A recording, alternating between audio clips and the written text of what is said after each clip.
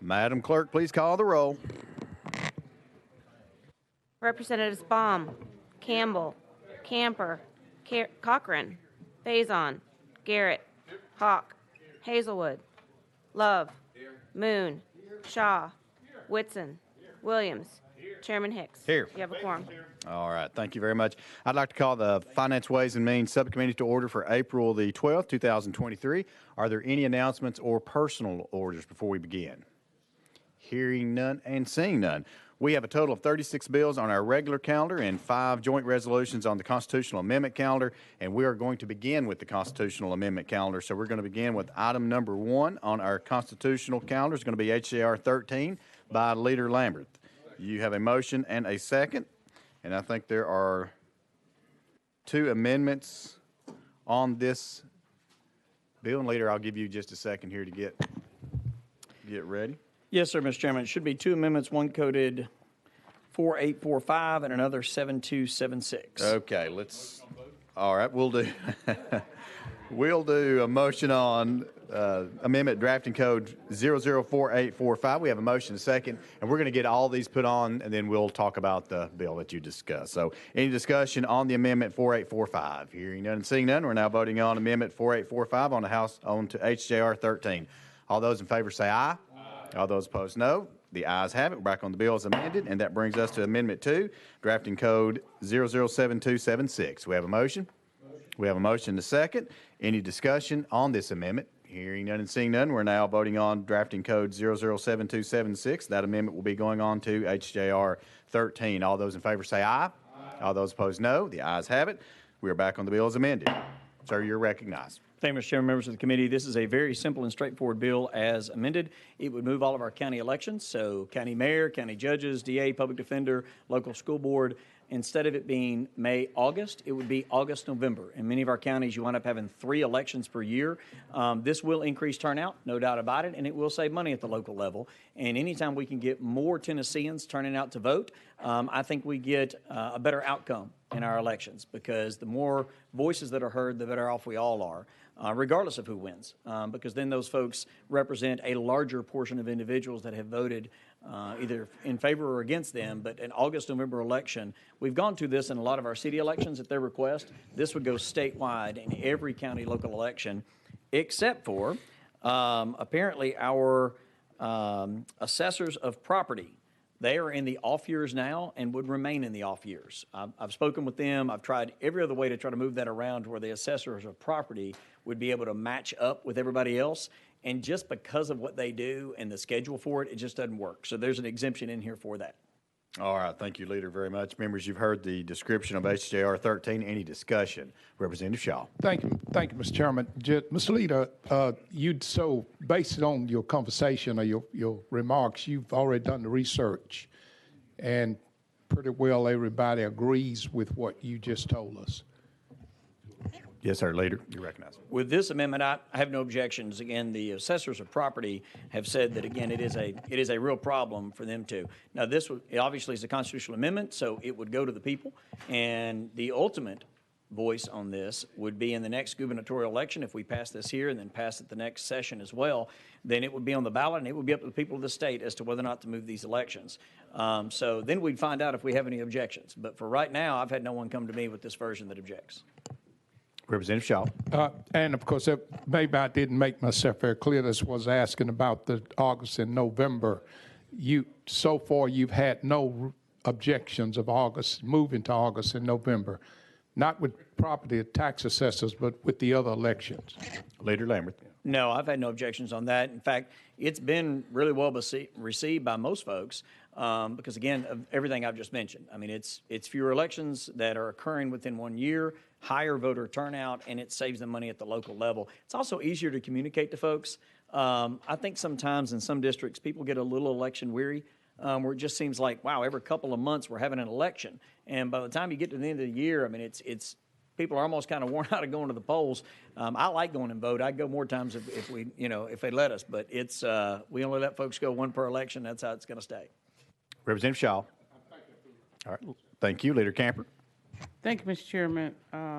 Leader, on the assessor's amendment, there's been an off year the timing in that off year won't change either, right? It'll, whatever portion. Leader, I'm sorry. No, that's You fine. finish? Leader That's Lambert. correct. Okay. Leader Camper? And thank you, Leader, for your response. But I have a question for the chairman. Mr. Chairman, in the past, we've kind of had a understanding as to the number of constitutional amendments that would be budgeted for, like we've had, like we're only going to do 3 or we're going to do 6, or is there any limit? That number is 3. It's still 3. That was the question. All right. Thank you, Mr. Chairman. Thank you very much. All right. Further discussion. Again, we're on HJR 13. Hearing none and seeing none, we're now voting on HJR 13, moving on to full finance. All those in favor, please say aye. All those opposed, no. The ayes have it. HJR 13 heads to full finance. Thank you, Mr. Chairman, members of the committee. All right, that brings us to item number 2. Item number 2 on our constitutional amendment calendar is HJR 81 by Representative Darby. You have a motion to second. Representative Darby, you are recognized. Thank you, Mr. Chairman and committee. Most of the time, I'm here in front of you with a local bill, trying to help my little neck of the woods. But Farm Bureau has come to me, and this constitutional amendment could help millions here in the near future. HJR 81 begins the multi-year effort of constitutional amendment to prohibit a statewide property tax. Prior to 1949, Tennesseans were issued property tax on the state level, and the state acquired a lot of property as a result, especially during the Great Depression. When the sales tax was implemented in 1947, the state property tax was phased out in 1949. It is my hope Tennessee never finds itself looking to collect revenue due to financial strain, but if we do, the burden of filling the gap in a budget deficit should not be put upon the property owners of the great state of Tennessee. And with that, I'll stand for questions. All right, thank you, Representative Darby. Members, you've heard the description of HJR 81. Any discussion? Hearing none and seeing none, we're now voting on HJR 81, moving on to full finance. All those in favor, please say aye. Aye. All those opposed, no. The ayes have it. HJR 81 moves to full finance. Thank you, Representative. Thank you, Mr. Chairman and committee. All right, that brings us to item number 3. I have a request here to take HJR 38 off notice, so without objection, HJR 38 is off notice. Brings us to item number 4. Item number 4 on our calendar is HJR 94 by Chairlady Hazelwood. You have a motion and a second. You're recognized. Thank you, Mr. Chairman. This is the constitutional amendment known as Marcy's Law. It simply elevates victims' rights to the same level as those of the accused. And I'm happy to answer any questions or have any further discussion if anybody requires it, but I think we've heard quite a lot about this constitutional amendment in the last couple of years. All right, thank you very much for this description. Any discussion? Representative Shaw. Thank you, Mr. Chairman. Lady Chair, I just have one question. I read the amendment, and it talks about all. First of all, I like this, and I support this, but I just want to get a clarification on number 2. In the amendment, it says the rights upon request to reasonable notice of all public criminal proceedings and all public juvenile delinquency proceedings involving the accused. I guess my question is, if, God forbids, but if the person do something to one person prior to the immediate crime, would that old crime come back to that person as well? Say if that person got out of jail or was released from jail, but they had done something 2 or 3 years early. That word "all," does that mean they'd have to come back and tell you all they had done or just what they'd done to you? Chairlady Hazelwood. Thank you, Mr. Chairman. That refers, you would have to be, as a victim, you would have to be apprised of any proceedings that involved you and what was done to you. Only to, It's yeah. Okay, your that's your the crime. question I had. Thank you. Or the thank you crime for that this. was Thank you for perpetrated this. against Yeah. you. I like this. Thank you. All right, thank you. Further discussion. Again, we're on HJR 94. Hearing none and seeing none, we're now voting on HJR 94, moving on to full finance. All those in favor say aye. Aye. All those opposed, no. The ayes have it. HJR 94 moves to full finance. All All right, that brings us to item number 5 on our calendar, HJR 132 by Chairlady Hazelwood. We have a motion to second. You're recognized. Thank you, Mr. Chairman. We all know that Tennessee has a strong history of investing and growing our revenue without putting additional burden on taxpayers. The successful management of state funds is a chief reason that Tennessee has the lowest tax per capita of any state in the union. This HJR 132 is the second step towards the constitutional amendment that would allow Tennessee to use those same investment practices for dollars that are currently prohibited by our Constitution, which was drafted in 1870 when the financial situation was quite different. And this would simply allow our treasurer to use the same guidelines that are now used for investing TCRS funds and other funds that have, by those investments, as I mentioned earlier, we have saved taxpayers hundreds of millions, if not billions of dollars that would have otherwise had to come from the general fund.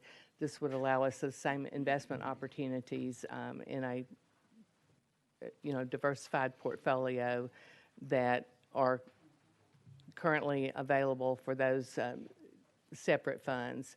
And I do have the Treasurer's Office here if there are questions, if anybody would like to delve further into that. So thank you. All right, thank you, Chair Lady. Members, you've heard the description. Any discussion? Leader Camper. Thank you, Mr. Chair. Mr. Chairman, I would like to hear from the treasurer. I have a question for him, if he's here, or someone from the office. Okay, from the Treasury Department, we do have Mr. Roy West, Mr. Michael Brakebill, Thomas Kim. So there we go. And so without objection, we are going to go out of session. Without objection, we're now out of session. Please come up, introduce yourself, let us know who you are and who you represent. Thank you, Chairman. Michael Brakebill, Chief Investment Officer for the Treasury. Leader Camper. Thank you. Thank you for being here. We trust our treasurer completely. He's outstanding. There he is. He's done a great job, and what he's done with the care of our funds and has grown our pension fund. He's done a wonderful job. Thank you, Mr. Treasurer, for that. But his concerns about if he's not here, will the decisions be the same? Will we be in a, vulnerable posture if it's not this treasurer? Is there any type of provisions that will be made to make sure that the policies, regardless of who's the treasurer, that the policies or the strategy outlives any individual person, but that the institution is protected? Is the things along that line that's in place so that we could be assured that our, funds are protected? Mr. Treasurer. Thank you, Leader Camper, for that really good question. And it's one we've gotten before, but I appreciate your compliments of our efforts in the department today. I would just point out that Mr. Treasurer, I hate to do this, but would you just introduce yourself? I'm sorry, for everyone? David Lillard, Tennessee Thank State you very Treasurer. much. Excuse me, Chairman. I apologize. I should have done that at the outset. I would just point out this amendment would enable us to do for other trust funds other than the TCRS and Tennessee Promise what we have done so successfully in those funds for a number of years, literally for decades. And in that regard, directly to your question, this has been done successfully not just by me, but by my predecessors, Democrats who were treasurers before me, did a very good job of it over time and everything. And the legislature was in different hands at that time, et cetera. So it's not like, there's no track record here, because this is literally decades of an excellent track record. And as Chair Lady Hazelwood said, we've literally saved Tennesseans hundreds of millions of dollars. So, and that's a direct answer to your good question, Leader. Leader Camper. Thank you, Mr. Treasurer. Thank you, Mr. Chairman. That was my only question. Okay. Leader Love. Thank you, Mr. Chairman. Treasurer, thank you also for being here. If I understand this correctly, this will allow you to invest that $250 million that we allocated for the Mental Health Trust Fund in a different way, correct? Right. The K through 12 Mental Health Trust Fund would be one of the funds that would be benefited by this amendment. That's correct. Okay. Thank you, Treasurer. Thank you, Mr. Chair. All right. Thank you, Chairman Moon. Thank you, Mr. Chairman, and thank you, Treasurer Lillard. The way it's currently set in the Constitution, the risk profile is actually greater than it would be if we amended. Is that true or false? That's correct, Chairman Moon. What you're saying is, the investment markets have changed a lot since 1870 when the original constitutional amendment was approved. Back at that day, a bond was a bond and a stock was a stock. The world has changed a lot, gone around many, many times since then. And, you can invest in fixed income instruments today that would qualify under the old constitutional provision that are extremely risky. So just because you're buying a fixed income instrument does not mean that you have lesser risk, in that regard to that. So your point is well taken. Chairman Moon. Thank you, Mr. Chairman. That's all. Thank you, sir. Further questions for our treasurer? Hearing none and seeing none. Thank you, Chairman and Thank you members. both very much. All right, without objection, we are going to go back in session. We are back in session. We're back on HJR 132. Any more questions or discussion for our sponsor? Question's been called. Any objection? Calling the question. Hearing none and seeing none. We're now voting on HJR 132, moving on to full finance. All those in favor say aye. Aye. All those opposed, no. The ayes have it. HJR 132 moves on to full finance. All right, that completes our constitutional amendment calendar. And now we will be on our regular calendar, beginning with item number 1. Item number 1 is going to be Second. House Bill 1030 by Chairman Doggett. You have a motion and a second. You are recognized, sir. Good morning, Mr. Chairman and committee. I've noticed a reoccurring theme over the last few bills that have been presented, and I hope that when I finish this presentment, I get that same nice treatment of moving on to full finance, but I'm not going to hold my breath. But I do have a drafting code here, 7132, on an amendment. That is traveling, so you are in the proper posture to move forward, sir. Well, thank you very much, Mr. Chairman. This legislation makes changes to the current repeat violent offender law. This is vital for holding violent repeat offenders accountable for their actions while also protecting victims and the public. Simply, this legislation states that for repeat violent offenders, if they receive 3 strikes for committing violent offenses, they will be sentenced to life in prison without the possibility of parole. Now, how this is accomplished, the court will deduct a half strike from the defendant's total number of strikes for only half and quarter strike offenses for each 3-year period. The defendant has no criminal convictions. Also, a defendant must receive at least 2 strikes from the offenses that are listed in the 1 strike category, and the combination of the defendant's prior convictions equal 3 or more strikes. It's also important to note that this is not retroactive, so it would only be applicable to offenses that occur on or after July 1 of this year.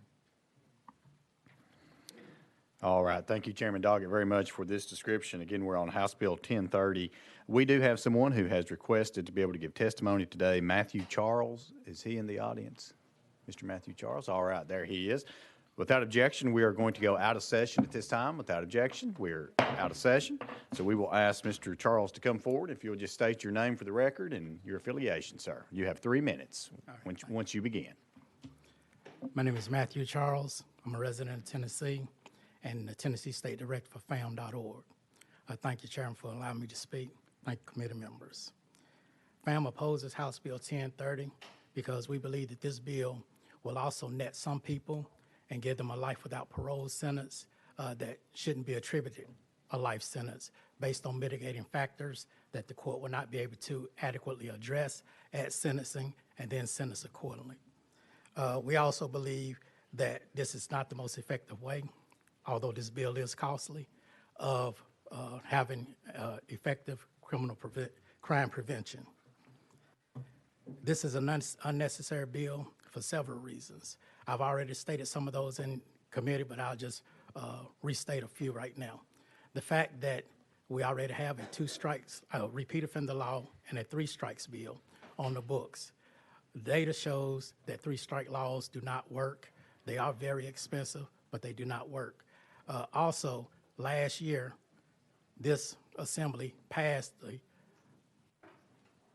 law that allows a person to serve 100% of their sentence. If we feel that them serving their entire sentence is not enough to ensure justice, but we want to lock them away for life without a release date and make the prisons that are already overstaffed and having problems with staffing and retention that much worse on a bill that's unnecessary, I don't understand the logic in that. That money also can be allocated or used for other purposes, such as the TBI needs, such as state and local government, increasing the DAs and the criminal investigators, as well as a whole lot of other things, including the governor's intervention fund, crime intervention fund. So FAM opposes this bill for many reasons, but one of the most is it just doesn't work. The data suggests that it doesn't work. The data suggests that the money spent could be used to better be utilized by the state of Tennessee. And I could just keep on echoing the same sentiments about how this bill is extremely costly, but has never accomplished its intended purpose. If you look at the research, if you look at the data, you'll see that 3 strikes bill in all of the 20-something states that actually have one. Again, Tennessee is also in that number because it actually does have one, has never been effective as a tool to accomplish what its intended purpose is. Thank you. All right, Mr. Charles, thank you very much. Members, any questions or comments for our guest? Chairman Williams. Thank you for coming today. So tell me a little bit about your, I'm assuming it's a nonprofit centered around those who have previously been incarcerated or on probation or parole. I'm just assuming that since this seems to be your subject matter expert. Is that what your group does? I just haven't heard of it. Okay. FAM is a national organization that started in the 90s. I myself am an affected person. I served 22 years of a 35-year sentence for a drug offense. FAM is an organization that promotes public safety as well as reuniting families back with their loved ones. We believe that individualized sentencing is important. We believe that a judge should have the discretion to sentence someone accordingly based on the facts that are before him, whether that sentence goes way up the scale or doesn't meet whatever this person is actually being sentenced to, and therefore he should depart to a lower sentence. We don't believe that this person or people should be boxed into a mandatory minimum sentence where everybody gets the same thing and the judge is not able to utilize any mitigating factors. FAM, as I stated, has been an organization nationally. It is a bipartisan organization. It works in many states with legislators to reform laws as well as to encourage prison oversight over prisons in every state. So the reason that this may be a little bit personal to me or my forte is because I actually was impacted as well. I actually received a 35-year sentence for nonviolent drug offense. I was the first person to be released under the First Step Act. As I stated before, President Trump signed the First Step Act. He called me, asked me that I want to attend his State of the Union. I was his guest. After he had met me and several times after he introduced me, he was like, they wanted you to do 10 more years. In other words, they wanted me to do the entire 35-year sentence that I had been imposed with, regardless that I had already been transformed and rehabilitated and a different individual. And he always said that derisively, meaning how punitive can the system or people be? Chairman Williams. Thank you. Appreciate that. Excellent story. I was not aware of that. I do think it's important for us to try to strike a balance between grace and mercy in this particular instance. But people that have had multiple strikes against them, we owe it to the victims of the crimes that were perpetrated on them to make sure that the crimes that they did commit, that they do the time associated with them, because that's, as we know, one of the things that we've learned in the last coming weeks, that deterrents matter, and the law and the penalty of law and the repercussions of the law and breaking that law should have grave penalties, which would deter people from creating multiple offenses. You know, the first and second offense would be different. But appreciate your testimony here today. I look forward to supporting this bill. Thank you. Mr. Charles. Thank you. I agree with you. I believe that a person that actually commits repeat offenses should be held accountable. The state of Tennessee does have a repeat offender already law. It also has a 3 strikes law. Also, whenever someone is sentenced and they have a past, they have a history, The court takes all of that already, as long as they have the discretion to do so, into consideration and fashion them a sentence accordingly. I'm not a prison abolitionist. I believe people need to be held accountable. I'm 100% certain that I should have been held accountable for the crimes that I committed. I just don't believe in warehousing or throwing people away or not allowing any rehabilitation incentive to be imposed upon someone that could be rehabilitated. We do know that there are people that are incarcerable. We do know that there are people that deserve life and death sentences. I'm just saying that not everyone deserves a life sentence when you're not able to even address what it was that caused this person to be before that judge at that particular time. So we're not against increasing the sentence upward or downward. We're just saying don't box everybody in and increase everybody's sentence by giving them a life without parole sentence. Chairman Faison. Thank you, Mr. Chair. Mr. Charles, I've watched you for a while up here. I've always enjoyed your testimony. And first of all, I just want to say thank you for being a voice. Your story is awesome, and I'm thankful for it. My question for you, because I was probably into criminal justice reform before many Republicans were, and thought that we should be looking at this before most Republicans were, and thankfully some of us are moving that way. But on this bill, I'm wondering, in your situation, this bill, would it have impacted you? Because I don't remember yours being a violent crime from the times I've heard you talk. Am I thinking right on that? Mr. Charles. No, sir, you've heard part of my story. Okay. I'm sorry. No, you're fine. Go right ahead, Mr. Charles. Could you share with the committee how this bill would have impacted you back then when you first were incarcerated or got in trouble? Okay. And I apologize for the nervousness at first starting off when I was speaking earlier as well. Yes, this bill would have impacted me. Actually, had I been sentenced for a federal offense under the same bill, if it passes, I would be serving life today, as opposed to being out 10 years earlier on my sentence. I was raised, my father was an alcoholic. He was very verbally and physically abusive. Not only did he beat my mother and me and all my siblings, he beat us brutally. And because of that, I became a hard person. I became a person that didn't care about other people. I became a loner, and therefore I just made a whole lot of bad decisions. And I did commit some violent crimes because of that. I'm not blaming the fact that childhood trauma affected me. I take responsibility for my own actions. I just made some bad decisions, but that's where it all started from. It wasn't until I received my federal offense that I actually went to prison for a drug violation. While in the county jail, somebody introduced me to Christ.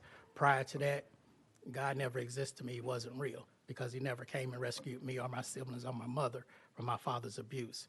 But a person left a Bible to me. When he left, I ended up taking it because he was giving me some other personal possessions such as food, clothing, deodorant, and things of that nature. I wasn't going to read it because I considered it to be not only a book, but a bad book. But I ended up reading it, and God did what he does best. He reached down, touched me, cracked that shell. I ended up becoming a Christian.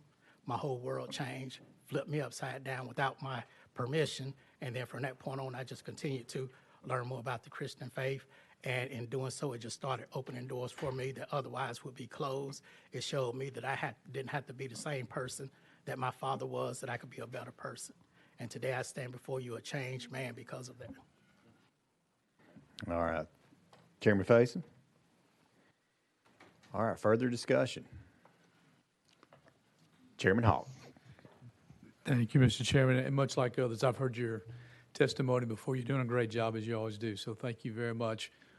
What I want to get at, and we'll talk about the fiscal note here in a little bit, we're looking at this law would potentially affect 1,500 people 10 years from now. So we're looking at the 33, 34 fiscal year, 1,500 people being affected, being that much larger prison population, so we would need a new prison.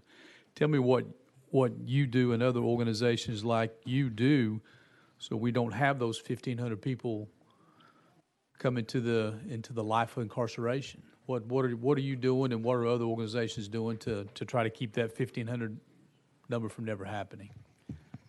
Well, that will go towards more so crime prevention as opposed to with this assembly, what the legislature can actually do to ensure that there are effective laws that actually target people from committing the crime before the crime is committed.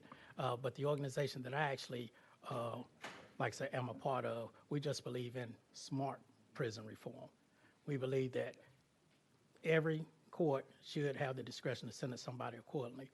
There are things that we can actually talk about that could be implemented that would reach the youth, that would reach the adult before they commit some of the crimes. We believe that there should be money allotted to those. We believe that there should be law enforcement engagement with the communities, but also it should be limited.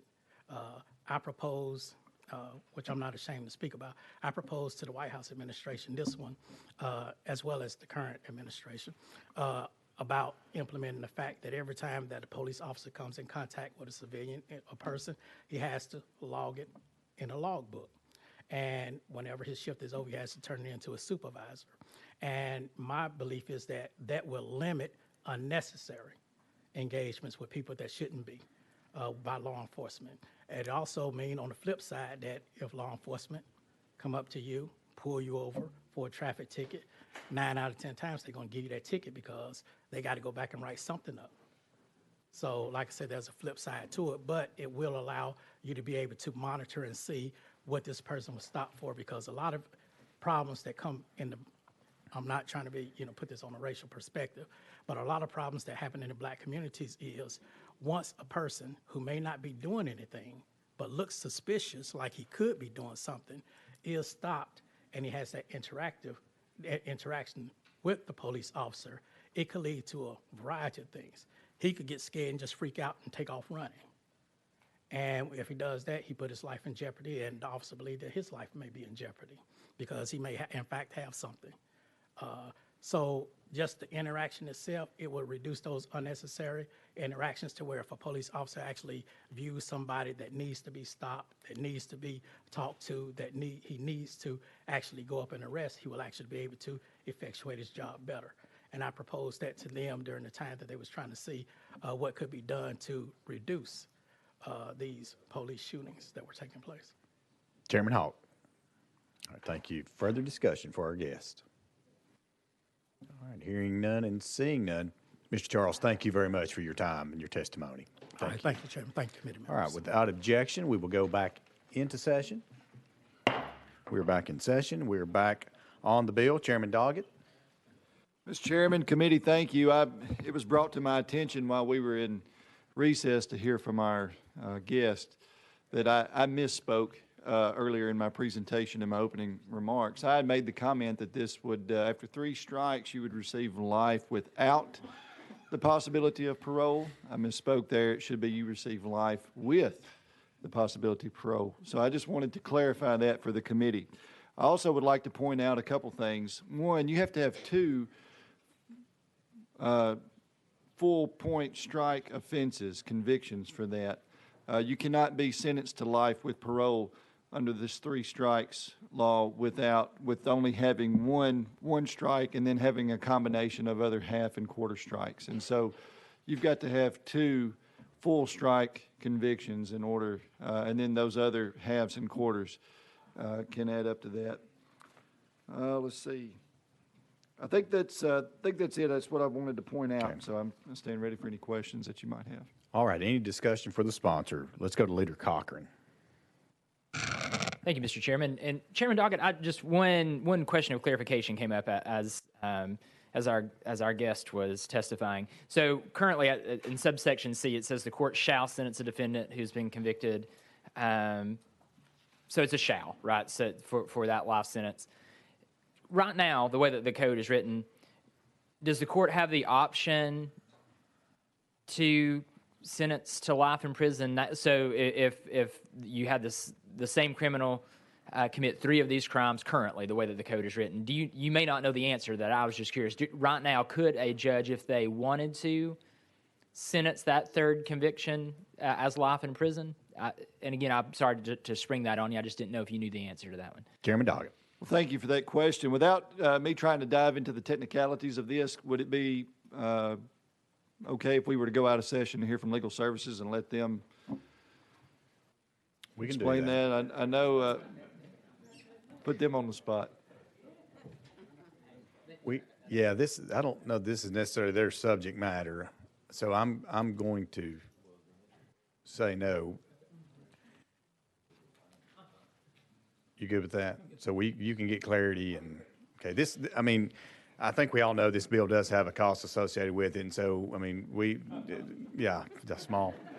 So we are going to have to address that, and I think I know where it may be ending up, but I certainly think the conversation is good. Do you have anything else, Leader? You good? All right, let's go to Representative Love. I think he has a question. Thank you, Mr. Chairman. And I was listening to the various strikes, one strike, quarter strike. If what I'm reading is correct, then indecent exposure is one strike. I'm looking at page 4 at the very top. It's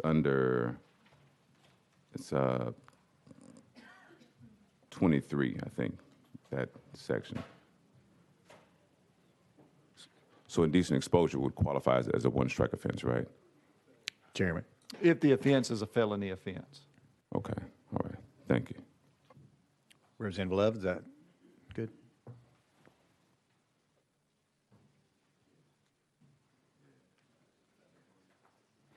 All right, I think legal does have a response here, Leader, to your question a little bit earlier. So without objection, we are going to go out of session. Without objection, we're out of session. We will recognize. Joel Hayes, Office of Legal Services. Leader Cochran, under the current law regarding repeat violent offenders and 3 strikes that's on current statute, there is a provision in subsection G of that statute that says the court shall sentence a defendant who has been convicted of any offense listed in subdivision B1, C1, or D1 to imprisonment for life without possibility of parole if the court finds beyond a reasonable doubt that the defendant is a repeat violent offender as defined in subsection A. So there is some provision for some crimes. All right, thank you, Mr. Hayes. Any other question for legal while we're out of session? Hearing none and seeing none, without objection, we'll go back in session. Any other discussion, again, on House Bill 1030? Hearing none and seeing none, as we have already kind of alluded to, there is a cost associated with House Bill 1030, so we will have to place it behind the budget and consider it at a later day. So without objection, House Bill 1030 goes behind the budget. So I broke the cycle. Nice try, Chairman, nice try. There was such a nice trend. I'm sorry, but thank y'all very much. Thank you, Chairman. All right, item number 2 on our calendar is going to be House Bill 27 by Leader Lambert. Do we have a motion to second? We have a motion to second, sir. You are recognized. Thank you, Mr. Chairman and members of the committee. This is the Hope Scholarship Bill that I've carried for a couple of years here, and I hope this year maybe be the one that if a young person gets through undergraduate in 3 years and they have a 4th year left of eligibility for their Hope Scholarship and want to go to graduate school right here in the great state of Tennessee, that they can take advantage of the Hope Scholarship for that 4th year. I think we should reward those students that go above and beyond and really are our high achievers. All right, thank you, Leader, for this description. Members, any discussion on House Bill 27? Hearing none and seeing none, House Bill 27 does have a cost associated with it, so we will have to place it behind the budget and consider it at a later date. So without objection, House Bill 27 goes behind the budget. All right, Leader, that brings us to, and members, to item number 18. Item number 18 is also by Leader Lambert. We'll go ahead and get this one while we have it. House Bill 328, we have a motion to second. Sir, you're recognized. Thank you, Mr. Chairman, members of the committee. And this should have an amendment code, which is coded 6794. It is traveling, and you are in the proper posture, sir. Thank you, Mr. Chairman. This would create a fund for small governments to be able to get some assistance with low interest or no interest loans on a revolving loan fund. Obviously, this would be dependent upon how much money we as a body would wish to allocate towards this. I would make a recommendation that we seriously consider putting about $50 million one-time funds into this specific fund. We all have small towns in our districts that really have trouble either issuing a bond or loaning money, especially in this particular economy, for things like fire trucks, police cars, firefighter gear, police officers' gear, computer equipment for safety. This would be for first responders, and it would allow for a revolving fund that the Treasurer would maintain to allow those small cities to be able to do what we already do for a lot of waste disposal and water lines. This would just create that fund. All right, thank you, Leader. Members, you've heard the description of House Bill 328. Any discussion? Hearing none and seeing none, we're now voting on House Bill 328, moving on to full finance. All those in favor say aye. All those opposed, no. The ayes have it. House Bill 328 moves to full finance. Thank you, Mr. Chairman and members of the committee. Thank you, Leader. All right, let's go back to item number 2 on our calendar. I'm sorry, item number 3. I apologize for that.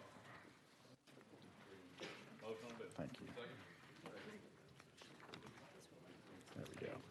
Yes, item number 3 is going to be House Bill 317. We're going to roll this to the Hill without objection, so moved. Item number 4 on our calendar is going to be House Bill 1060 by Chairman Boyd. I think I saw him. There he is. You have a motion and a second. And I think you do have an amendment drafting code 7267. Is that correct? Thank you, Mr. Chairman. That is correct. Okay, we have a motion and a second on the amendment. Do you want to describe the amendment or get the amendment on the bill and describe the bill as a whole? Yeah, Mr. Chairman, the amendment essentially makes the bill. Okay, perfect. All right, we have a motion to second. Any discussion on the amendment? Hearing none and seeing none, we're now voting on amendment drafting code 007267 onto House Bill 1060. All those in favor say aye. All those opposed, no. The ayes have it. Back on the bill as amended. You are recognized. Thank you, Mr. Chairman and committee members.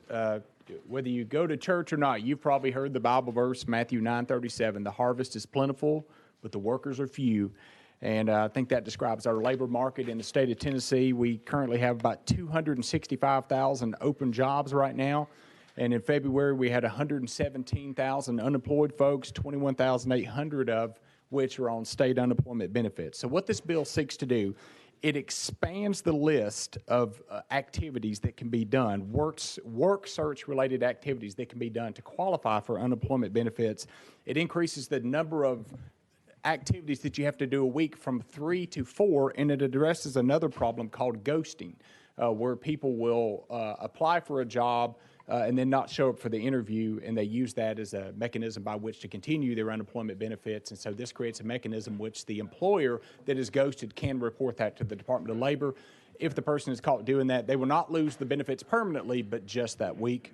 Mr. Chairman, I'll take any questions. All right, thank you, Chairman Boyd. Members, you've heard the description. Any discussion on House Bill 1060? Leader Camper. Thank you. Thank you, Mr. Chairman. You mentioned ghosting. Do you have any numbers or percentages of people that have actually done that? Is it a small number? Is it a large number of this ghosting concept? Chairman Boyd. Thank you, Mr. Chairman. No, it's not anything that's been tracked in the past. It's just something that we hear from our employers. It's something I've noticed as an employer in the private sector, is that oftentimes folks will they'll set up an interview and never show up. And here's the thing, that's perfectly fine. You can do that. Maybe you found a better job and you don't want to apply for that job anymore. But if you used that as one of your job search activities for the week and you're on state unemployment benefits and you no-show, then if they turn that into the Department of Labor, and this is permissive, it's not mandatory, you will lose your benefits for that 1 week. Leader Camper. Thank you, Mr. Chairman. You do get to have some type of appeal process for something like that. If something happened, you didn't make it. I mean, you didn't just ghost on purpose, but something happened. I don't know, it was a car wreck, you got there late, whatever. Are there any appeals processes in place on any of these? Chairman Just Boyd. curious Thank you, about that. Mr. Chairman. And yeah, there's a list of things in here. I mean, I could go through it. It's in the bill. And I think we talked about this in one of the previous committees that you were on. But there's a provision in place if you get sick or have a car wreck or something like that, you could certainly be excused. And there is a person behind the curtain at the Department of Labor that would make that determination. Leader Camper. Thank you. I just want to make sure it was on the record for people that's watching for the first time. So you're absolutely right. We have talked about that before. The other question I had was around the this conversation around we have all of these vacant jobs of 200,000, whatever the number is, and we have unemployment levels up to some high number that we keep talking about, in the sense that these people could apply for these jobs that, number one, they may not even want those jobs that's opened.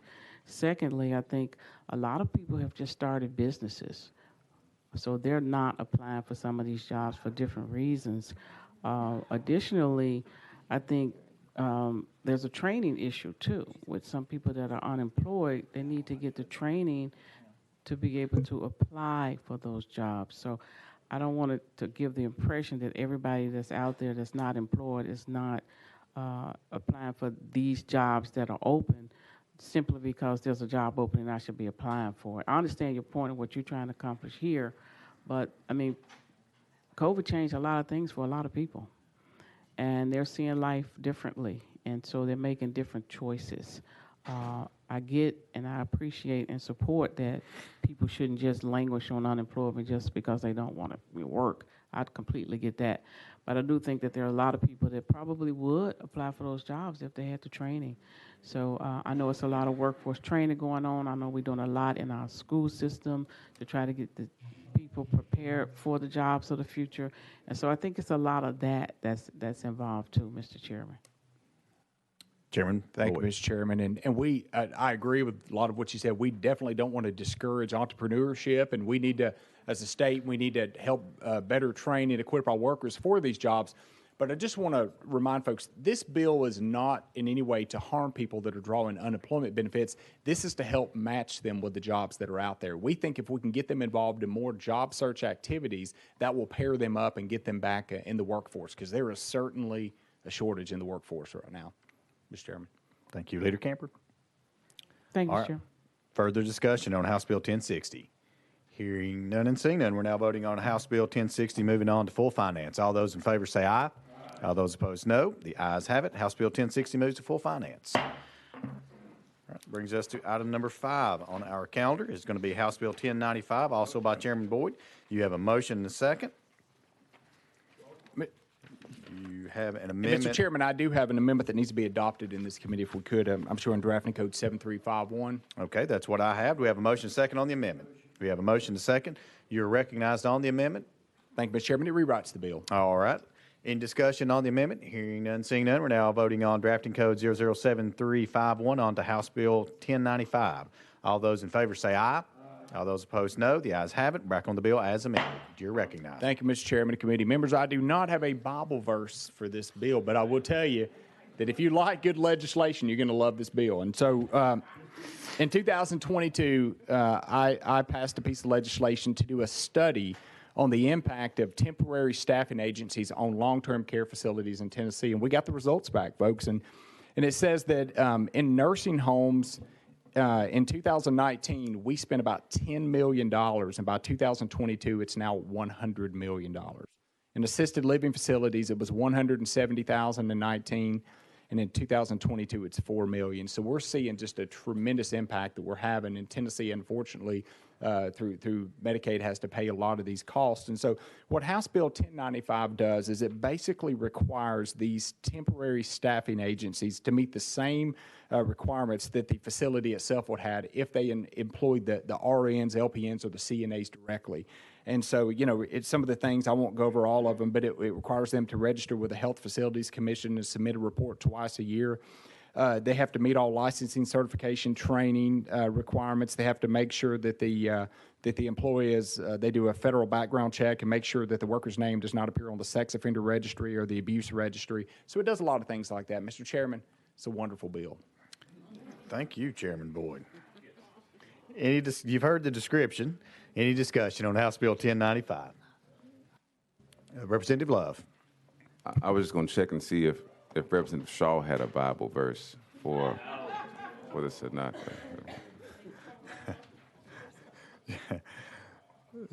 Representative Shaw, your name was called. My name was called. In all thy ways acknowledge him, and he shall direct your path. All right. Any further discussion on House Bill 1095? All right, question has been called. Any objection called on the question? Hearing none and seeing none. We're now voting on House Bill 1095, moving on to full finance. All those in favor say aye. All those opposed, no. The ayes have it. House Bill 1095 moves to full finance. All right, that brings us to item number 6 on our calendars, House Bill 156 by Chairman Boyd. You have a motion to second. You also, sir, have an amendment I see here. So let's go ahead and adopt this amendment and get this bill in its proper posture. You have a motion on drafting code 006999. Is that correct? Okay, you have a motion second. Any discussion on this amendment? We'll go ahead and get this put on. If no objection, all those in favor of putting on Amendment 6999 onto House Bill 156, all those in favor say aye. All those opposed, no. The ayes have it. We're back on the bill as amended. You are recognized. Thank you, Mr. Chairman. This is a pretty simple bill, folks. It adds hydrogen gas to the list of alternative fuel types, puts them in the same category as compressed and liquefied natural gas, and that's basically what it does. All right. Thank you, Chairman. Board members, you've heard the description of House Bill 156. Any discussion? Representative Shaw. Thank you. It doesn't affect the price of it, and I have to use a lot of it, so it's not going to make it go up, is it? Chairman Boyd. Thank you, Mr. Chairman. This is what this really, to give you the background on it, we're not using hydrogen right now for any hydrogen fuel cells or for in an internal combustion engine in Tennessee, but it's coming. Went to a conference over the summer and recognized that as we kind of shift toward battery vehicles and private passenger vehicles, that a lot of the commercial fleets that delivery trucks and things like that are moving to compressed or liquefied natural gas and hydrogen. And so I wanted to check, just out of curiosity, to see what the tax rate was set at.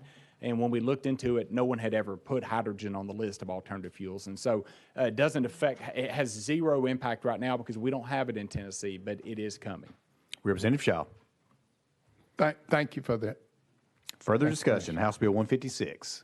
Hearing none and seeing none, there is a cost associated with House Bill 156, so we will have to place it behind the budget and consider it at a later date. So without objection, House Bill 156 will go behind the budget. Thank you, Mr. Chairman, committee. Thank you. All right, item number 7 on our calendar is going to be House Bill 567 by Chairlady Carringer. You have a motion to second. You recognize for a brief description on House Bill 567. Thank you, Chairman and committee.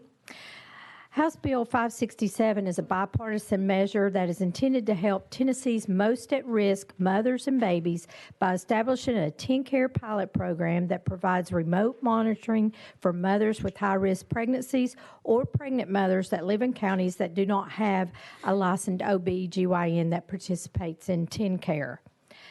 The bill will establish a pilot program that will last for 3 years, and it will provide remote maternal health services to pregnant mothers under TennCare that meet the certain criteria.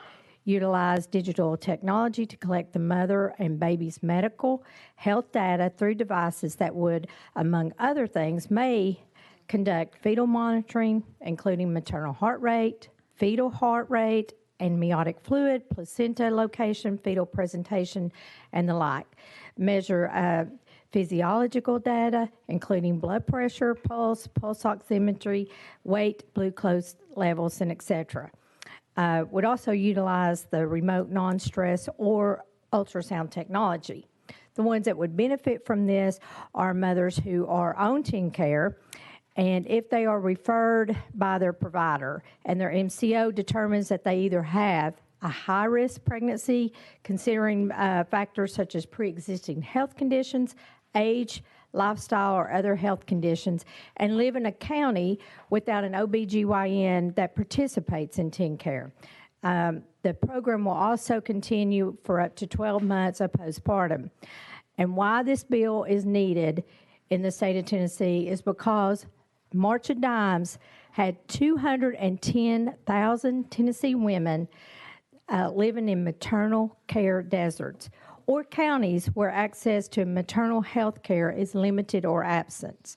Others who may be closer to the care but may struggle with having someone to care for their other children, or they can't take time off, or reliable transportation.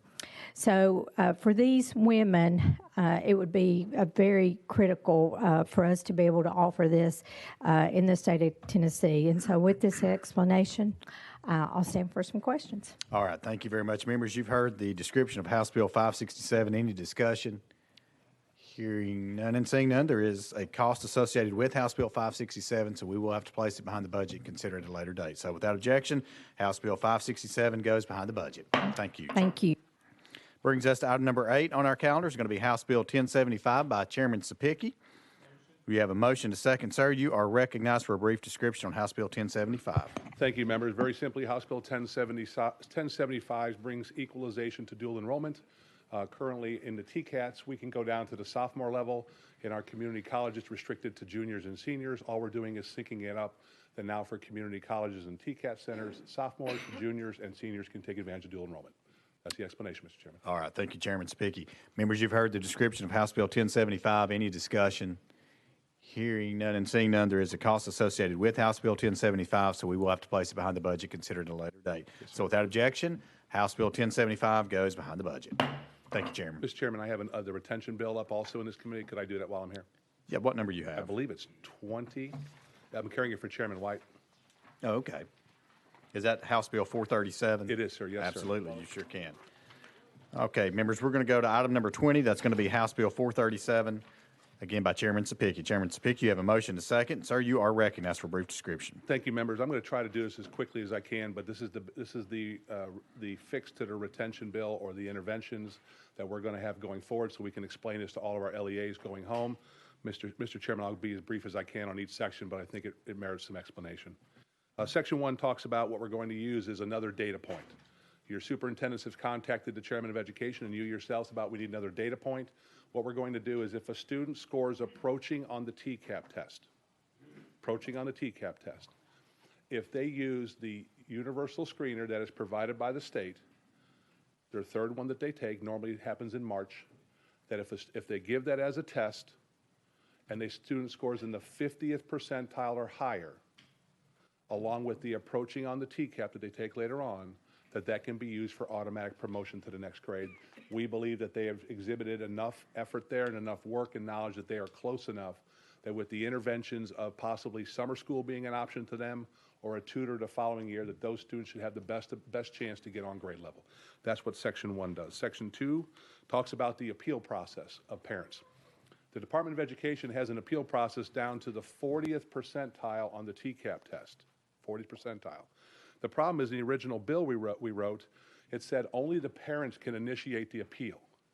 Well, the paperwork with the Department of Education is very cumbersome, and so what we've done here is we've expanded it that once the parent makes the appeal, now that local LEA can come in and help those parents gather the necessary information to make the case to the Department of Education that this student is close enough and should be granted an appeal to move on to the next grade level, as long as we provide the option of the summer school for them and also the tutoring in their fourth grade year. Section 3 talks about reporting. We want to get the data on these students, the ones that go to summer school, the ones that have a tutor, the ones that are held back. What happens to them going forward so we can identify what parts of the retention bill are working expeditiously to make sure that these kids are on grade level when they continue on with their academics. Most of all, Section 3 is all reporting. And then Section 4, on this part right here, we kind of missed this in the original retention bill. It never talked about what happens to a student that's retained, what's different to them.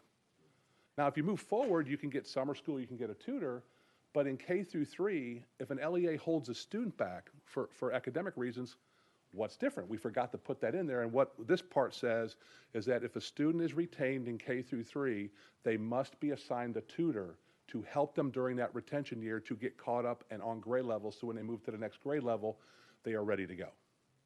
And all of this funding has been put forth by Governor Lee. Chairman Haston ran a bill, I think it's House Bill 68, that had the funding mechanism to expand tutoring and summer school down to kindergarten now. That's the explanation, Mr. Chairman. I'll be happy to answer questions. Thank you, Chairman Sapicki. Members, you've heard the description of House Bill 437. Any discussion? Chairman Williams. Thank you, Chairman Sapicki. Just a couple quick questions. Obviously, getting lots of calls about third grade retention. Yes, I asked my constituents to be very patient, really, because I know that there are multiple bills you guys have been working on. Is it safe to say that this is the fix that we as members of this body should be focusing our attention on who are not in education currently? Chairman Sapicki. That is absolutely correct. Yes, sir. Okay, so Chairman Williams. Thank you, Chairman. The question as it relates to the revision by adding the second measure of which we able to do it is probably the most integral part for me and the parents that I hear from in my district. I guess the question is, you know, there were some discussions in my district. They were thinking that maybe 26% of the kids in third grade would be retained if we didn't have a revision. So based upon having this other test or this other measure, do you think that those numbers will be improved because of the measure, because you're going to have the distance between those, or do you think our parents and educators can expect those numbers to be very similar, just giving them another test and multiple opportunities to catch up? Chairman speaking. That's probably the million-dollar question, Mr. Chairman. One of the things we're hoping is they take 3 universal screeners throughout the year, and they're spaced out to show the progression of the student as they move through their educational cycle. Because there's enough time between the last universal screener and the TCAP test, we're hoping that that will give data to the locals to say, hey, this child is really close. Let's focus some additional resources and make sure that we can get them across the finish line, because it'd be a shame that a student scores in the 50th percentile or higher on the last universal screener and then does poorly on the TCAP test. So what we're hoping is that it'll close the gap there, give more information to the locals to focus on the needs of these children moving forward, and then hopefully that number of retention will drop drastically, as long as we all agree that if the student is moved on, summer school becomes an option for that school, and also tutoring becomes an option for that student as they move into 4th grade. Chairman Williams. Thank you. So that benchmark test that you described in section 1 that we're talking about could improve outcomes, or there's the hope that it would improve. Is that the Ames web test? Is that the one that we're talking about? Chairman speaking. In the bill, it lays out specifically that is the one provided by the state of Tennessee. That would be Ames Web, yes, sir. Okay. Chairman Williams. Does that, are those testing agents, are there any other testing agents that could do this? Is there a new RFP, or is this really the only, is there a new RFP coming for this kind of test, or can you speak to that at all? Chairman speaking. So the contract, and I'm doing this, I believe the current contract expires in 2024. Okay. Once that contract is expired, then it would go out for a new RFP, and everybody would be able to compete for that. Because the reason why we had to select the one provided by the state is unable to say that a student that takes this last universal screener in Tipton County, Murray County, Knox County, that when we say 50%, we know they're answering the same type of questions, so we have valid data to move them forward. If there was some possible way in the future that you could take multiple tests and arrive at what that would all look at the same, possibly we could use multiple tests. But right now, we had to get something out for the locals to be able to grasp onto. And so this is why we did this. But when the next procurement comes up in 24, I would assume that everybody will be on board to get that designation. Chairman Williams. Thank you, Chairman. Thank you, Chairman, for your patience. Because I get a lot of calls on this. So the final question for me is, you talked about the reporting as it related to the section in the last section of the bill, how important the reporting is. My question to you is, does the bill talk at all about, or do you, I don't see anything about how we have better, more clear and honest discussions with the progress that we're making with kids in the state. I think one of the biggest challenges that I have, if I talk to an administrator or an educator, you know, they say, Tyson's doing great, Ryan, he's killing it, and his grades reflect that, or his grade reflects that he's doing great, and then I get a notification in March that says, you know, he's not reading on grade level. And it's like, is there anything that preserves or has a better accountability as it relates to what we're telling parents, so that they're not up against a wall in February or March because they find out their TCAP tests were bad? Is there anything like that? Because I think what I'm hearing from administrators is, prior to this discussion, we weren't retaining enough children. We were promoting them when quite frankly, it may not have been their best educational interest to do so. Chairman speaking. How much time do I have, Mr. Chairman? Not much. I hear you.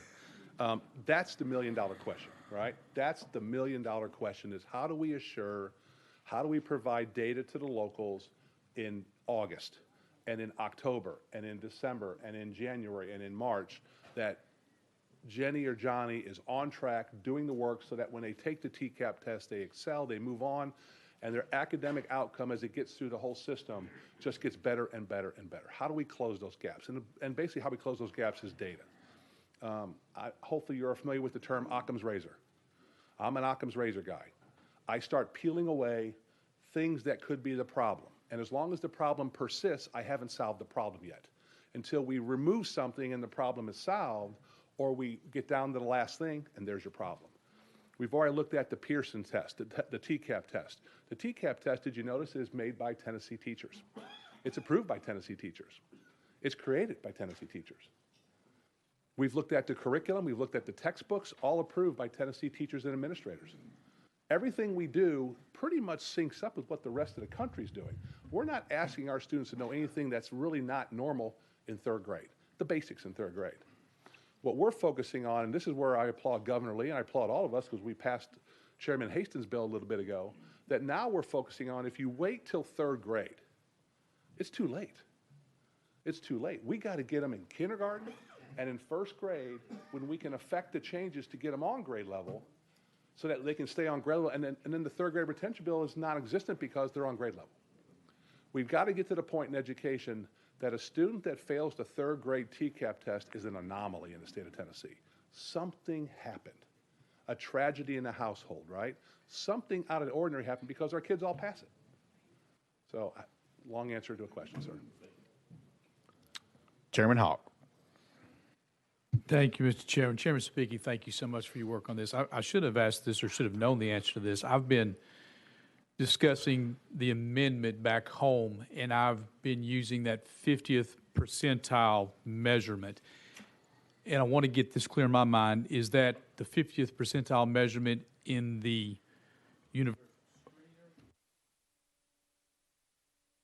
Is that in the universal screener, or is that in the TCAP test itself? You're recognized, Chairman. In section 1, when it talks about the 50 percentile, that's on the last universal screener. That's on the last universal screener. But the only way section 1 comes into play is if on the TCAP test the student scores approaching or higher. If they score better than approaching, we're good to go, they're on track. But that approaching level, which one of the members talked about, that big gap there, if we can get kids that are on approaching and in the 50th percentile, the amount of children that we're going to be retaining is vastly less. The kids that are going to need the interventions the most will have more than enough resources to help them out. Chairman Hawk. Thank you. My mic keeps doing crazy things here. Tell me, and to the point that Chairman Williams brought up about the product itself, the universal screener itself, are we dependent on one universal screener, or are there multiples that we can choose from? Because I understand yesterday in the Senate there was some discrepancy and some gnashing of teeth on that particular issue. I think we just mentioned an RFP and some other opportunities. I think we want to have options available for school districts to achieve this goal. Is that where we differ between the Senate and the House, or I'll stop there and let you talk. Chairman speaking. So the short answer is enable to give us valid data. We have to have our kids taking the same data test. So we can know that from all of your districts, a student that scores in the 50th percentile across the board is in uniform with the rest of the students that score 50 or higher. There was great, now, first of all, there is no extra test. That was the first thing that was kind of put out there. There is no extra test. It's just the universal screeners that they're taking. And there are other formats out there that LEAs have taken advantage of besides the one that's provided by the state, which is currently right now under contract, AimsWeb. But we did not want to force them to take it because we provide that one for free. If an LEA wants to do and use iReady or Amplify, they're more than capable to. And they can still take advantage of another data point for retention because the district has allowed appeals on the TCAP test down to 40th percentile, which means now if they want to use Amplify, which is fine, they said, you know what, we're not going to use AimsWeb, we're just going to use Amplify. And what the district is telling us is we're okay with helping these parents file the appeals to get their students promoted. Now, with the RFP, I've already talked to those other vendors. They are chomping at the bit for the new RFP to go out because I would be willing to bet you it'll be extremely competitive, which benefits all of us. Chairman Hall. Leader Cochran. Thank you, Mr. Chairman. Just one quick follow-up to Representative Williams' question. The universal screeners, so right now there are numerous ones that are approved by the state that a district could use.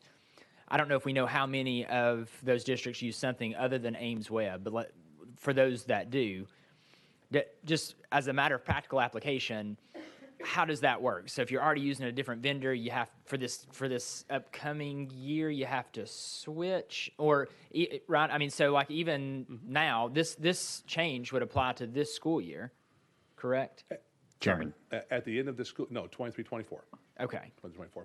And then just okay. So at that point, yes, if a district is already in a contract with another vendor, they would have to still use Ames Web, like they would have to figure out how to get out of that contract. That was my only, just fully transparent, I'm in favor of I think these are very good tweaks to this law. That was just my one question on practical application of it. Thank you, Leader. Chairman speaking. So here's the best part about what we've done at the state on the previous retention bill and the literacy and all that. If you used the state-provided universal screener, it is free. A district already has a contract for, let's just say, Amplify, right? They could use Amplify for number one. They could use Amplify for number two. In the bill, it never says you have to use Ames Web for all three. It just says the last one, if you want to take advantage of this section one, has to be the one provided by the state. In theory, they could pick up the phone and call the state and say, hey, we're going to use on our last universal screener of the 23-24 school year, we're going to be ones that sign up for Ames Web. And therefore, the students are still taking 3 tests. They've already paid for all 3 anyway, so there'd be no reason to use the third test from that vendor. Leader Cochran. Good. Representative Shaw. Thank you, Mr. Chairman. Thank you, and thank you for bringing this. I know a lot of work's been done. I guess my question is kind of $64,000 question now. Are we entering into contracts with vendors that we cannot get out of by next session if this is not working and we need to change something?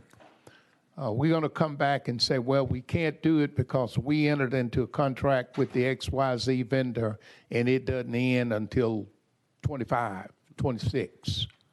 Chairman speaking. That's a great question. Under procurement, those could be written into the procurement contracts. I mean, we always have a performance matrix in there that if you're not performing, we can always withdraw the contract on you. I'm sure the department and fiscal review would always look at those contracts to make sure that we're protecting ourselves from an inferior product for our students. The number one thing we got to make sure is we're using the best product available for our students to make sure they're being taught and they're getting on grade level moving forward. I'm sure by voicing that question and me answering it like this, I'm sure you just spared the whole debate back and forth. Is we want to make sure we're using the best thing and have the flexibility. Thank you. I'm good. Thank you. And have the flexibility to be able to get out of that contract if needed. Representative Shaw.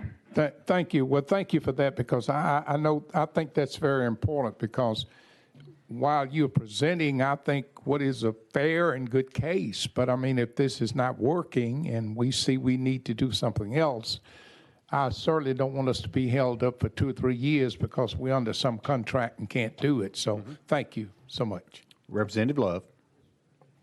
Thank you, Mr. Chairman. To the sponsor, this bill takes effect July, correct? Chairman. I'm sorry.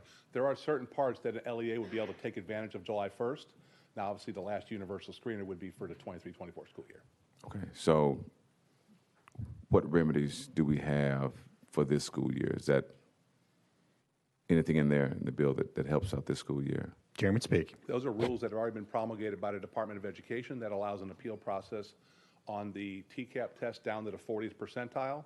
But the part that we put in here going into effect for those parents to be able to get help from the district would go into effect as soon as July 1st. Yes. Okay. Thank you, Mr. Chairman. Yes, sir. Thank you, Chairman. Thank you, Representative. Leader Camper. Thank you, Mr. Chairman. Mr. Chairman, has there been any discussion or data around the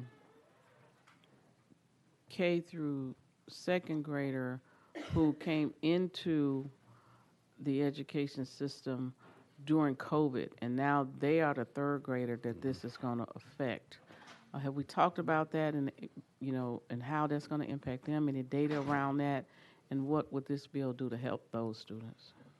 Chairman speaking. So that's been always the million-dollar question in education we've been working on in the back of our minds. Is one of the reasons why this retention bill and this is coming forward is because we have right now an educational gap of those COVID students.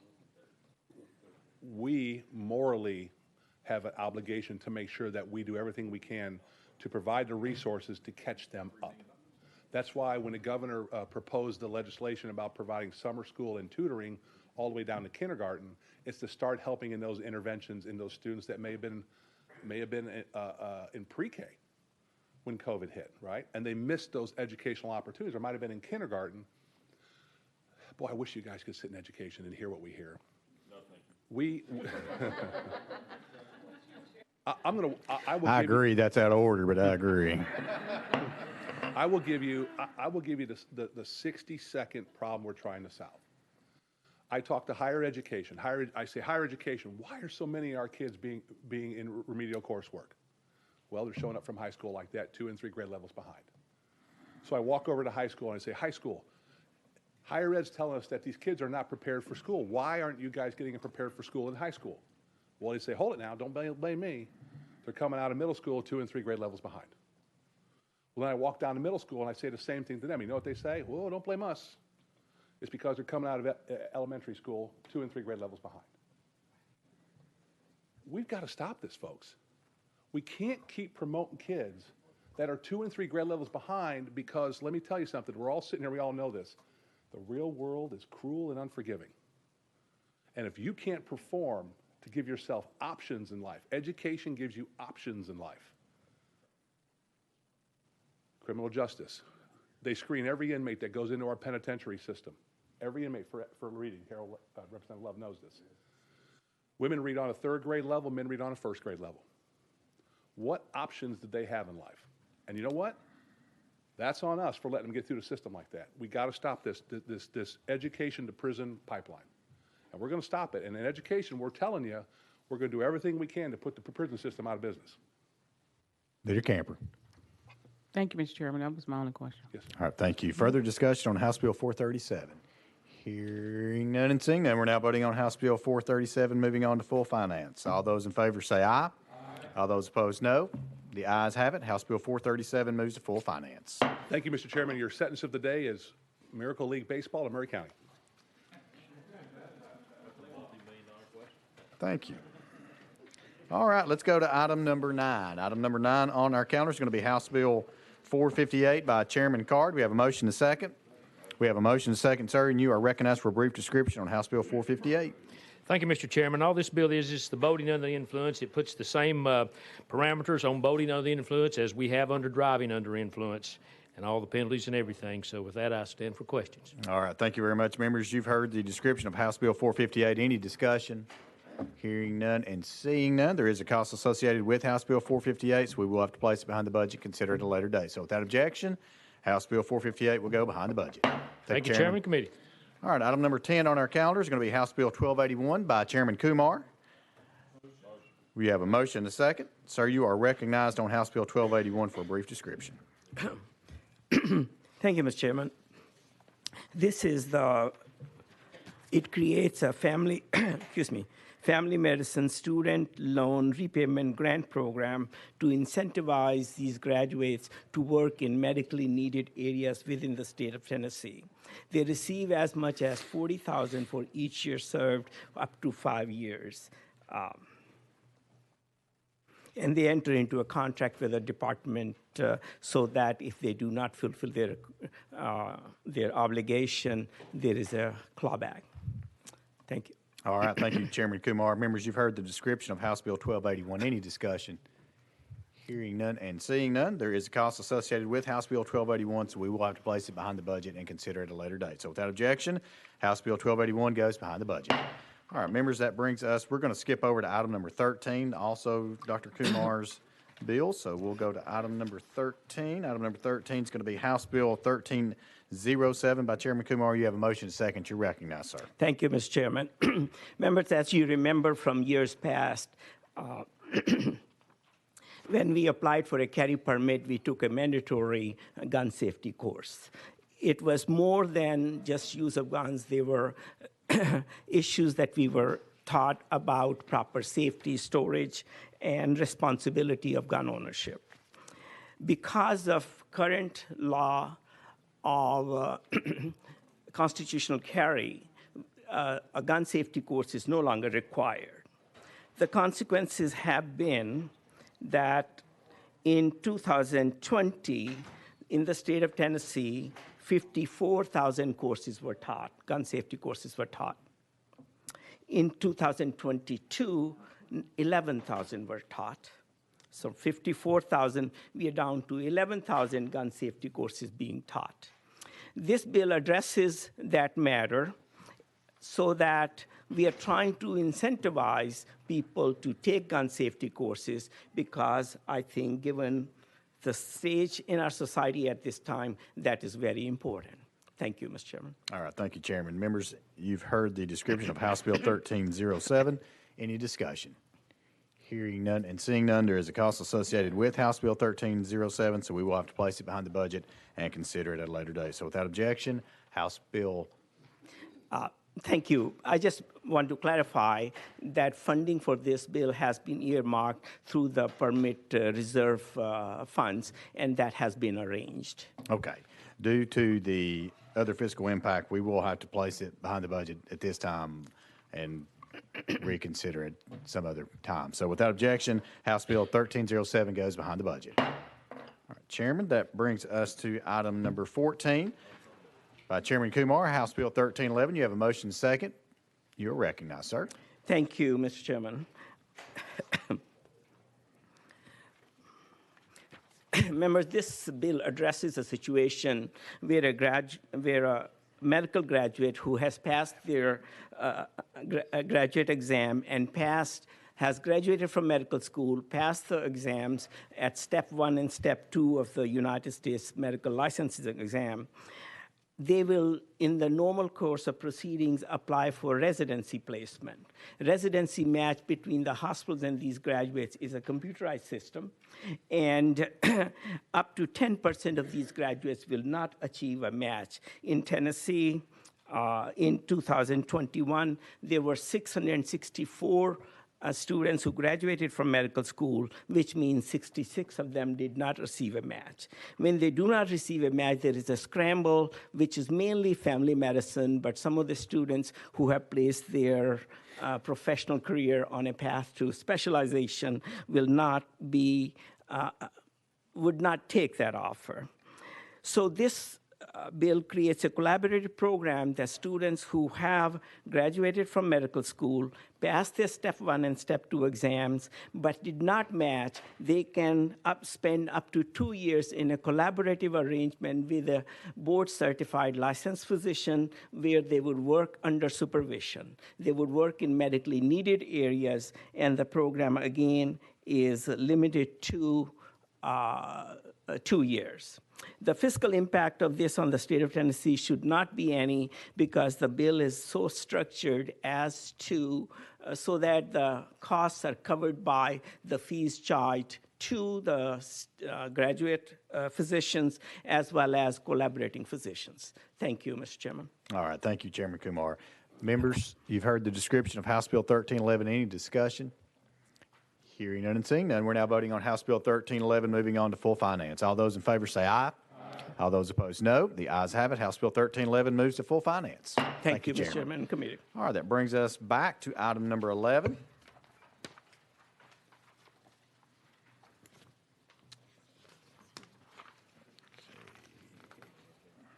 Item number 11 is going to be House Bill 654 by Chairman Howell. Chairman Howell, you have a motion and a second, and I see there is an amendment here on this bill. Give me just a second to get back to there. All right. You have a motion and a second. We have an amendment drafting code 6734. Is that what you have, sir? Yes, sir, and the amendment makes the bill. Okay. Do we have a motion and a second? We have a motion and a second. We'll go ahead and get this amendment on. In discussion on the amendment, hearing none and seeing none, we're now voting on drafting code 006734 onto House Bill 654. All those in favor say aye. All those opposed, no. The ayes have it. We're back on the bill as amended. You're recognized, sir. Thank you, Mr. Chairman. First, I want to thank the administration as well as Commissioner Gergano at the Department of Revenue for working with me. Former Senator Mike Bell and I started this process about 2 years ago, and thanks to their cooperation and assistance, we're here today to try to get this bill passed. And I want the committee to know that it is funded in the budget amendment. Tennessee Code annotated 67507D currently allows for what's termed as a repossession tax credit in Tennessee. This bill simply expands that tax credit to any used car dealer who collects 5% or less as a down payment, which includes the sales tax. Now, if you are buying a $10,000 car and a 5% down payment, that'd be $500, but the sales tax would be close to $1,000, including that down payment. So this would expand the tax credit to any dealer who collects 5% or less, including the down payment, including the taxes. And that dealer then pays the entire amount of the sales tax out of their own pocket to the Department of Revenue. The repayment of the sales tax then is funded back to the dealer by being included in the monthly payment that is paid by the buyer of that vehicle. If it becomes necessary to repossess that vehicle, the dealer is able to claim a sales tax credit for that portion of the sales tax that he could not collect from the buyer. I'll be glad to answer any questions, Mr. Chairman. All right. Thank you, Chairman Howell. Members, you've heard the description of House Bill 654. Any discussion? Hearing none and seeing none. We're now voting on House Bill 654, moving on to full finance. All those in favor say aye. All those opposed, no. The ayes have it. House Bill 654 moves on to full finance. Thank you, Mr. Chairman. Committee. Brings us to item number 12 on our calendar. Item number 12 is House Bill 832 by Chairman Hulsey. Do we have a motion to second? We have a motion to second. You recognize, sir, for a brief description. Thank you, Mr. Chairman. Thank you, committee. Several years ago, when HIV began to spread around the country, the legislature here passed a bill that made it a felony if you expose somebody else to it, but they also added that you be on the sexual offender list for the rest of your life, and which proved to be kind of counterproductive over time. But this bill doesn't do anything with the felony charge, but it takes off that requirement and says after July 1st, you don't have to go on the sexual registry if you get charged with this, and anybody who's on it for this cause up to July 1st can petition a TBI to get off the registry, unless you have another charge that should keep you there. That's the bill. All right. Thank you, Chairman. Members, you've heard the description of House Bill 832. Any discussion? Hearing none and seeing none, we're now voting on House Bill 832, moving on to full finance. All those in favor say aye. All those opposed, no. The ayes have it. House Bill 832 moves to full finance. Thank you, Committee and Chair. All right. Item number 15 on our calendar is going to be House Bill 634 by Chair Lady Moody. Do we have a motion and a second? You have a motion and a second, Chair Lady. You are recognized on House Bill 634. Good afternoon, members and chairman. This bill is part of the Children and Family Legislative Package that Senator Hale worked on for quite several months. And so simply what this one will do is create the Child Care Improvement Fund, which would be administered by the Department of Human Services. And they would allocate grants from the fund to nonprofit organizations to establish new child care agencies or making improvements to existing agencies. And that's simply what it does. All right. Thank you, Chair Lady. Members, you've heard the description of House Bill 634. Any discussion? Hearing none and seeing none, there is a cost associated with House Bill 634, so we will have to place it behind the budget and consider it at a later date. So without objection, House Bill 634 goes behind the budget. Thank you all. Thank you, Chair Lady. Item number 16 on our calendar is going to be House Bill 1346 by Chairman Powers. We have a motion and a second. And Chairman Powers, you are recognized on House Bill 1346 for a brief description. Thank you, Mr. Chairman. Committee, I'm sorry I had to go get a bologna sandwich. I would have brought y'all one, but I got the last one up there. So. I was afraid of that.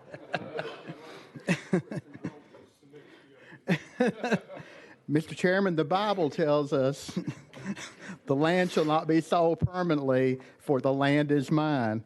Do you know what scripture that is? Leviticus, yeah. Anyway, the House Bill 1346, it does have an amendment, and amendment number 6207 is traveling with it? Yep, it is traveling. Okay.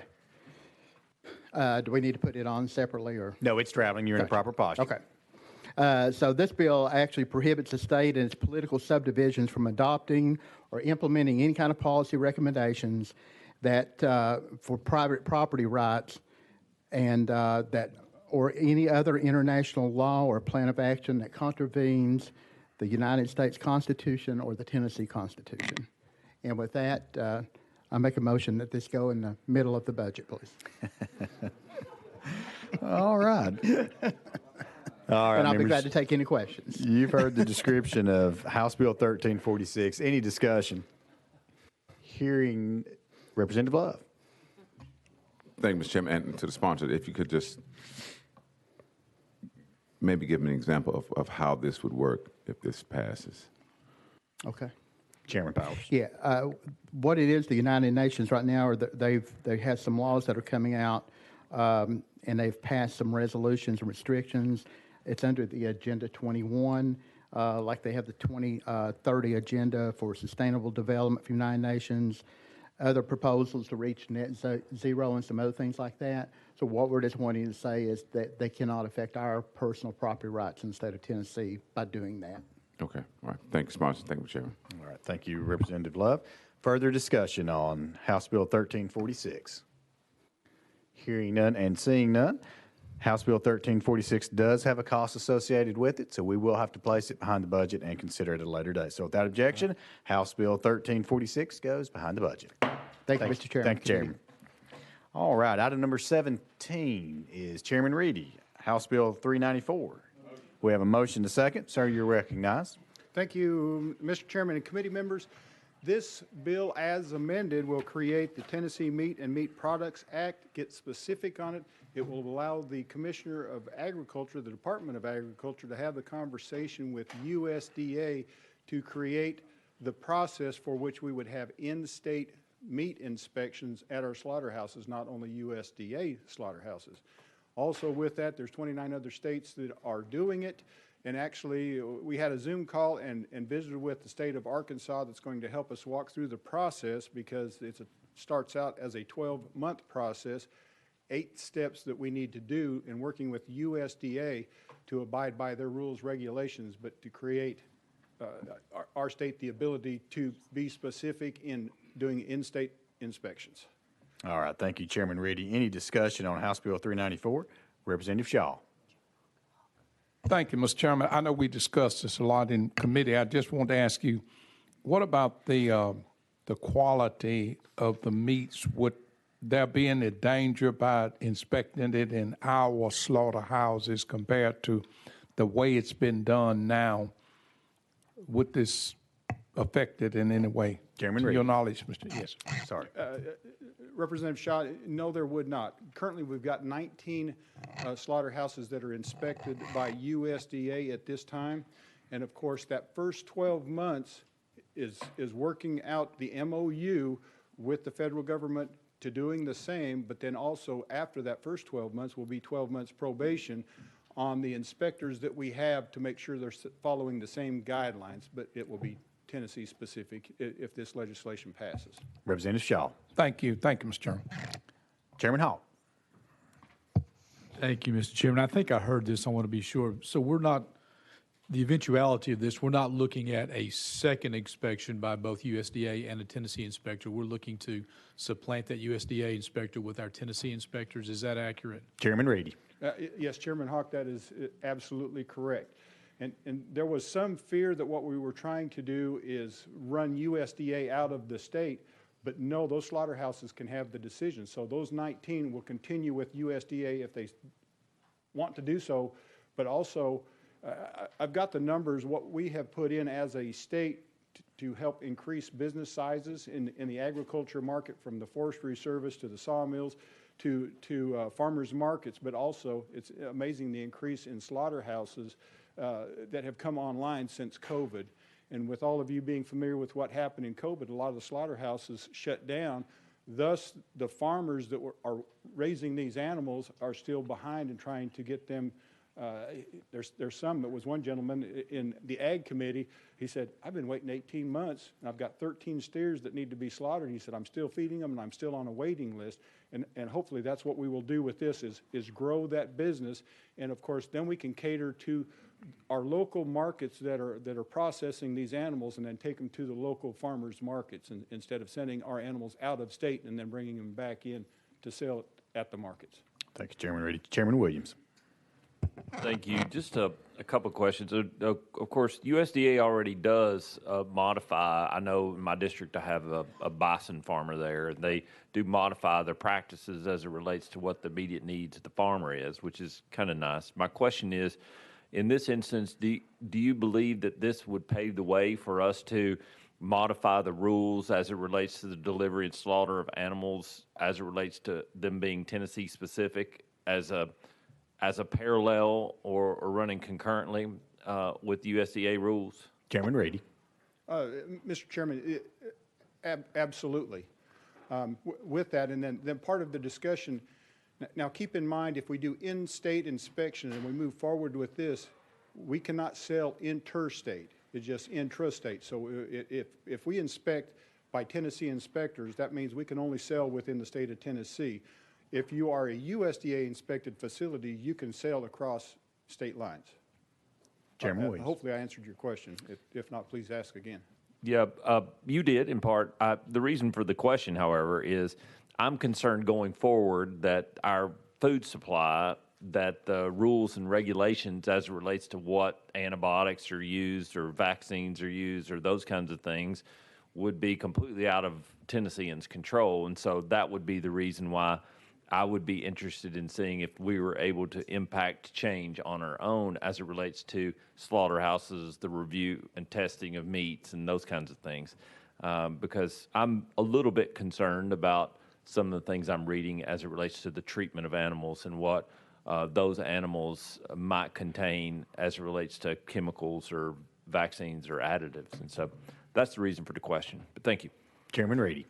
And it's an excellent question because we're going to have a summer study this next year talking about the mRNAs and what's going on there. But that's also, I testified in the Ag Committee. The beef cattle I raise on my farm, you would love to have them. I don't use any hormones or antibiotics in those animals, so I've got a waiting list of people that want to buy them. But currently the process is, you wanted to buy an animal from me, I take that to the slaughterhouse that you decide on, and then I lose possession of it. In other words, you got to buy half or you got to buy whole. And then that slaughterhouse will call you and say, do I need to cut it for a family of 2 or a family of 4? You tell us, and like I said, it takes me out of the process. If this bill passes and allow in-state inspections, maybe your church family, you're going to have a cookout and say, well, Jay, I love your beef, but I don't need to buy a half or a whole. I want 300 pounds of hamburger.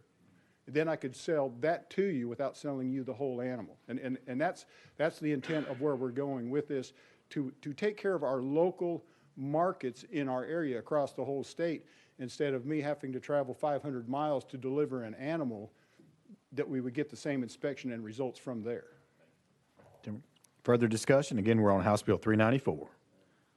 Seeing none and hearing none, we're now voting on House Bill 394, moving on to full finance. All those in favor, please say aye. Aye. All those opposed, no. The ayes have it. House Bill 394 moves to full finance. Thank you, Chairman of the Committee. All right, that brings us to item number 19 on our calendar. Item number 19 is House Bill 435 by Chairman White. You have a motion and a second. You are recognized for a brief description. Thank you, Chairman and Committee. This particular bill deals with what's called the Deaf Mentor Program. We have 3 deaf mentor schools in Tennessee, in Jackson, Knoxville, and Nashville campus. And when a family has a child that is born to that family that is hearing impaired, that child grows up if the parents don't really know how to communicate with that child. So this mentoring program that we're putting in place is where the parents will be taught on how to communicate with that child through sign languages and other things. Think about it, if this wasn't in place, then this child is kind of growing up in silence in a home where the parents really don't know how to communicate. So this is a program they've had in place, and I'm grateful that it is in the budget, item number 47, yeah, it is. But anyway, that's basically what we're trying to do on this to keep this program going. All right. Thank you very much, Chairman White. House Bill 435. You've heard the description. Any discussion? Hearing none and seeing none, we're now voting on House Bill 435, moving on to full finance. All those in favor, please say aye. Aye. All those opposed, say no. The ayes have it. House Bill 435 moves to full finance. All right, that brings us to item number 21. Item number 21 on our calendar is House Bill 784, also by Chairman White. Thank you, Chairman, again, in committee. You have a motion and second. Thank you. In Tennessee, when a teacher to be qualified in particular subject matter, we require, the state board requires the praxis. It's a licensure to test them for their skills and knowledge in particular subject matter. And so with the teacher shortage, we have a lot of teachers being put into classrooms right now that they're not necessarily, licensed for. And so these tests cost about $150 each, and there may be multiple ones they need to take. So this bill is asking that the state reimburse the teacher for that praxis test, which is about $150 if they indeed pass it. Not if they fail it, but if they pass it. We just think it's one more way to help teachers go ahead and take the test and not put it off and have more qualified licensed teachers in the classroom. All right. Thank you, Chairman White, for this description. Members, any discussion on House Bill 784? Hearing none and seeing none, House Bill 784 does have a cost associated with it, so we will have to place it behind the budget and consider it at a later date. So without objection, House Bill 784 goes behind the budget. Thank you, Chairman. Committee. All right, that brings us to item number 22 on our calendar. It's going to be House Bill 158 by Chairman Zachary. You have a motion to second, sir. You are recognized. Thank you, Mr. Chairman and committee. Members, this legislation would simply ban the requirement for implicit bias training for educators from K through 12 to higher ed. Just quickly, I know this does have a fiscal note, so we'll go behind the budget, but just quickly, many have asked in the Education Committee why bring this bill and asked for specific examples. And in 2021, Knox County educators were required to attend implicit bias training, and then within that specific training, they were told if they were a white male, they were an oppressor, and if they were part of the Southern Baptist denomination, they were part of a denomination that was steeped in slavery and racism. And so since this bill has been drafted, I've received numerous emails from educators across the state that had similar experiences, specifically in Williamson County. I talked to a teacher last week who was in the committee, and then Representative Hurd actually had an email specific from his teachers. And so that's simply all that would do. It doesn't ban the ability to host the training, but it bans it from being a requirement for educators. So with that, I'll be glad to answer any questions. All right. Thank you, Chairman Zachary, for this description of House Bill 158. Any discussion? Hearing none and seeing none, there is a cost associated with House Bill 158, so we will have to place it behind the budget and consider it at a later date. So without objection, House Bill 158 goes behind the budget. Thank you, Mr. Chairman. Thank you, Chairman. All right, item number 23 on our calendar is going to be House Bill 280 by Representative Butler. Do we have a motion and a second? We have a motion and a second. Sir, you're recognized. Thank you, Committee and Chairman. This bill is a local bill requesting an increase of from $300 to $500 for 4 local utility districts, which are Cumberland Utility District, Watts Bar Utility District, Plateau Utility District, and Roane Central Utility District. That's all this bill does. All right. Thank you very much, Representative Butler. Members, you've heard the description. Any discussion? Hearing none and seeing none, we're now voting on House Bill 280, moving on to full finance. All those in favor say aye. All those opposed, no. The ayes have it. House Bill 280 moves to full finance. Thank you, Committee. Thank you, Representative. Item number 24, House Bill 331 by Representative Davis. You have a motion and a second. You're recognized. Thank you, Chairman, and thank you, Committee. And so just, I guess, keeping in with the tradition of the day, I'd like to read a little of a scripture myself. Romans 12:6-7 says, "And having gifts differing according to the grace that was given to us, if your gift is prophesying, then prophesy in accordance with your faith. If it is serving, then serve. If it is teaching, then teach." And so this bill is essentially related to the salaries of special teachers. We have some of the special schools with regard to Tennessee School for the Deaf and Tennessee School for the Blind. Those teachers, obviously, we want to reward them as well. I know that we passed House Bill 329 yesterday with regard to teacher salaries. Because these teachers are considered state employees, they don't automatically receive those raises. And so what we're trying to do is be an advocate for those teachers and make sure that their salary is commensurate with their counterparts. All right. Thank you very much, Representative Davis. Members, you've heard the description. Any discussion? Chair Lady Hazelwood? Help me understand, you mentioned the Tennessee School for the Deaf and the Blind. Are there any other schools that would be, teachers in any other schools that would be impacted? Well, and so Oh, I'm sorry, Chairman. Representative Davis. Thank you. I appreciate that. And so as I understand it, because Senator Massey is leading this legislation on the Senate side, and it is in the finance, as I understand it, they are working on that some, that they're wanting to try to keep it limited to the Knoxville and then Jackson campuses. Chair Lady Hazelwood. All right, thank you. I know there's an issue that has come to my attention about teachers who teach in where we have children that are in, receiving mental health treatment or juveniles who are incarcerated, and those teachers are also, there's some issue about funding. So I just didn't know if this was attacking that problem as well. Thank you. Representative Davis. Thank you, Chair Lady. No, this is specifically for those institutions. All right, thank you. Chairman Baum. Thank you, Chairman Hicks. If we don't pass this bill, will the teachers at those two schools not receive the same salary increases that the other teachers and state employees will? Representative Davis. You're correct. Okay. Because they're categorized as state employees.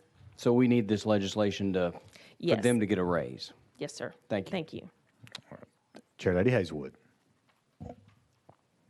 They're characterized as state employees, so they would be eligible for the state employee raise, but they just would not be eligible for the amount that the teachers are receiving, which is a larger increase. Is that correct? Representative Davis.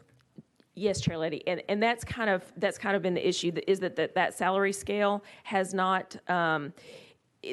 It has been understood that it's supposed to be tied to those local education associations, that their salary is supposed to be, that, as I understand it in the law, that's what those attempts are supposed to be. So let me read this for you. It says that current Tennessee law attempts to peg salaries of the state special schools with the LEA salary schedule of the county of the state school where it's located in. So they're supposed to be commensurate with those and not go beneath those. And so the concern is that we do have some just starting out, especially like in Nashville. I don't know if any of y'all got my salary schedules, but in Nashville, starting out with like a BA in Nashville at these special schools, they start out at $47,000 and change, and then in Knoxville it's $41,000 and change. And so they're just starting out, they're already lower, 13% lower than that commensurate school, MPS, there in Nashville. And then in Jackson, it's $40,290, which is 15% lower. And so we're trying to make sure that they're caught up and that the steps that they have, that those salaries are commensurate with those. Chair Lady Hazelwood. But are you making them commensurate with the Nashville rate, or are you making them commensurate with the LEA rate? Well, I'm sorry. As I understand, the law is supposed to tie them with those LEA rates, that with those, they're supposed to peg those salaries with those locals. But at the same time, they do have even though Nashville and Knoxville and Jackson, they all have the same superintendent, they all have the same duties and responsibilities. So they're trying to get some of those other areas caught up as well to kind of match some of those salaries in Nashville. Chair Lady Hazelwood. All right, further discussion. Again, we're on House Bill 331. Hearing none and seeing none, House Bill 331 does have a cost associated with it, so we will have to place it behind the budget, consider it at a later date. So without objection, House Bill 331 goes behind the budget. Thank you. Appreciate your time. All right, item number 25, House Bill 521 by Representative Dixie. I've got a request to take this bill off notice, so without objection, House Bill 521 is off notice. Brings us to item number 26. Item number 26 on our calendars, House Bill 760 by Representative Eldridge. You have a motion and a second, sir. You're recognized. Thank you. Thank you, committee. This bill would just simply waive the lifetime enhanced handgun carry permit fees for state residents who have retired from the United States Armed Forces. That's it. All right. Thank you, Representative Eldridge. Members, you've heard the description. Any discussion on House Bill 760? Hearing none and seeing none, there is a cost associated. Actually, we're going to place this, and we do have a special calendar for the bills relative to driver's license, so we're actually going to place that one on the driver's license calendar to be heard pretty soon. So without objection, House Bill 760 moves to the driver's license calendar. Thank you, Chairman and committee. All right, that brings us to item number 27, House Bill 975. I've got a request here to roll this 1 week. So without objection, House Bill 975 rolled 1 week. That brings us to item number 28. Item number 28 is House Bill 1174 by Representative Hale. I've got a request to roll this 1 week, so without objection, we will roll House Bill 1174 1 week. That brings us to item number 29. Item number 29 is by Representative McCalman, House Bill 248. You have a motion to second, sir. You are recognized. Thank you, Mr. Chairman. I do have an amendment. It is traveling. You are in the proper posture to move forward. Thank you, Mr. Chairman. Members, I will be brief. This bill deals with strangulation and domestic assault. If you are charged and convicted with domestic assault, you will serve a minimum of 30 days of incarceration. If in that assault you strangle somebody unconscious, the DA has the ability to pursue attempted homicide at a Class B felony. And with that, I'll stand ready for questions. Thank you very much. Members, you've heard the description of House Bill 248. Any discussion? Chairman Whitson. Yeah, I know where this is headed, but this is a great bill because when I served as the grand jury foreman for our late district attorney in Williamson County, she told me that if someone puts their hands around their spouse's neck, more than likely she will be dead within 2 to 3 years. So thank you, Jake. Appreciate it. All right. Thank you, Chairman Whitson. Further discussion on House Bill 248? Hearing none and seeing none, there is a cost associated with this piece of legislation, so we will have to place it behind the budget and consider it at a later date. So without objection, House Bill 248 will go behind the budget. Thank you, sir. Thank you, Chairman and committee. All right, item number 30 on our calendars, House Bill 276 by Representative McKenzie. I do not see Representative McKenzie, so without objection, we're going to roll this to the Hill. Without objection, so moved. That brings us to item number 31 on our calendars, House Bill 743 by Representative Mitchell. I don't see Representative Mitchell anywhere, so without objection, we will roll House Bill 743 to the Hill.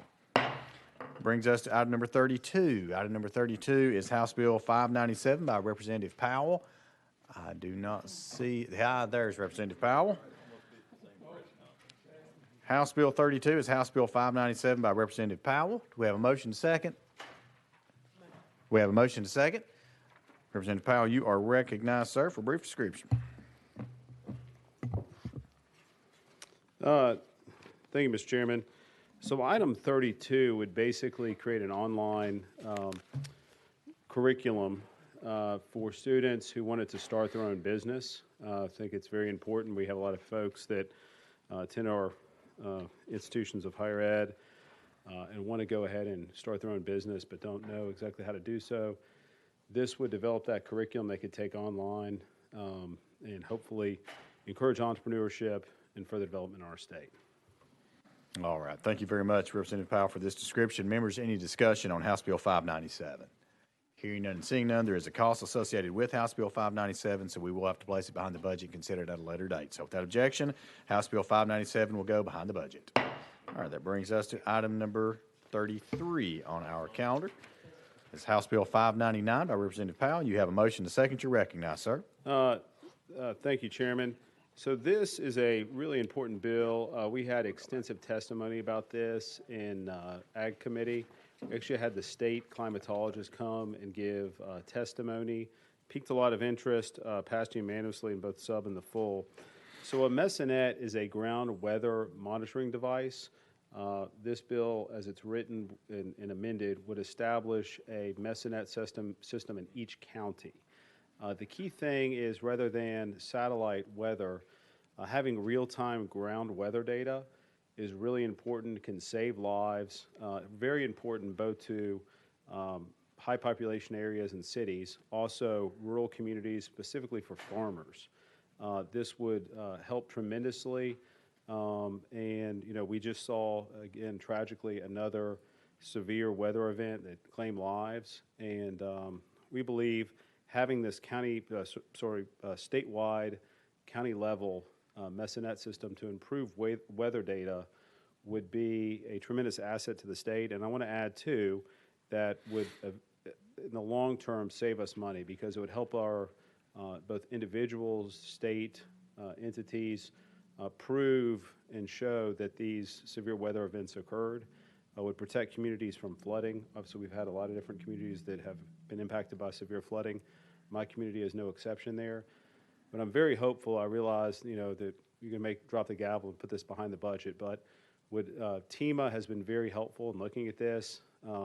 This would be housed under TEMA, but this mesonet weather data process that we would implement is very important to the state and would help save a lot of lives. And I would encourage us to continue to look at this, if not this year, but for future years for funding. All right, thank you very much, Representative Powell. Members, you've heard the description of House Bill 599. Any discussion? Hearing none and seeing none, there is a cost associated with House Bill 599, so we will have to place it behind the budget, consider it at a later date. So without objection, House Bill 599 goes behind the budget. Thank you, Chairman. Thank you. All right, members, that brings us back to item number 30. Item number 30 on our calendar is going to be House Bill 276 by Representative McKenzie. You have a motion and a second. Sir, you're recognized for a brief description on House Bill 276. Thank you, Mr. Chair. And this bill, this Minority Teaching Fellowship program, it basically, there's a program that stands today that's $5,000 fellowship program. We've worked on this a lot in committee. So the goal is to expand that to the full cost of tuition at an average state school. They can apply it to private schools as well, but the payout is that dollar amount is what the average amount across the state. There's a huge shortage on our teaching profession. So this is just another feather in our cap just to try to expand those programs in both our rural areas and our urban areas. This just as for information, there's a lot of dialogue in committee that talked about whether we wanted, it went from a program that was a fellowship that if they didn't complete the program, they had to pay for it, back to an award. We came back to it being a fellowship to where if they are not out there teaching, if they don't satisfy the commitments to the program, then they would be required to pay the amount of that full tuition back to the state. So that, in a nutshell, is what this bill does. It's hopefully will expand the numbers. There hadn't been a whole lot of takers in the 10 years since this program has existed. I think the number's under 100 total. So this is just another opportunity to expand that program. All right. Thank you, Representative McKenzie. Members, you've heard the description of House Bill 276. Any discussion? Hearing none and seeing none, there is a cost associated with House Bill 276, so we will have to place it behind the budget and consider it at a later date. So without objection, House Bill 276 will go behind the budget. Thank you, Mr. Chair. Thank you, Representative. All right, members, that takes us to item number 34 on our calendar. Item number 34 is going to be House Bill 1077 by Representative Thompson. You have a motion to second, sir. You're recognized for a brief description.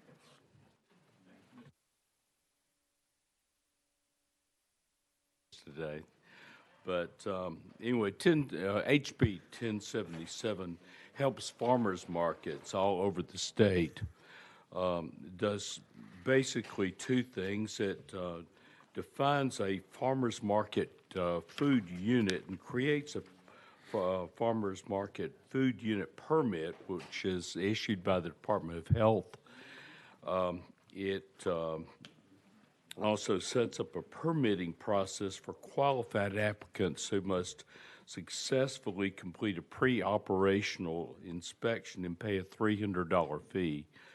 Now, once permitted, this will allow the local vendors to, again, have that parity in our law that will allow them to prepare and sample food at our local markets, just as if they were at a special event or a festival or something like that. So the second thing it does is allow vendors at farmers markets to offer samples of food, which they're not allowed right now, for consumption without having to obtain a license or a permit. So essentially, HB. Thank you. Question has been called. Any objection calling the question? Hearing none and seeing none, we're now voting on House Bill 1077, moving on to full finance. All those in favor say aye. Aye. All those opposed, no. The ayes have it. House Bill 1077 moves to full finance. Thank you, Chair and Committee. Thank you.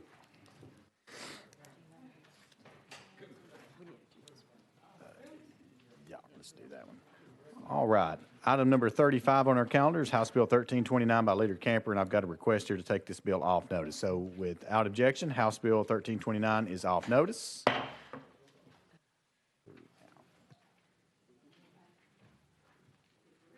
All right, that takes us, let's go back to item number 3.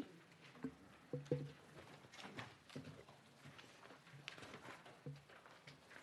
right. Item number 3 on our calendar is House Bill 317 by Leader Camper. We have a motion to second. You have a motion to second. You are recognized, Leader. Thank you, Mr. Chairman, committee. I was racing to get back down here. Had to step out for a minute.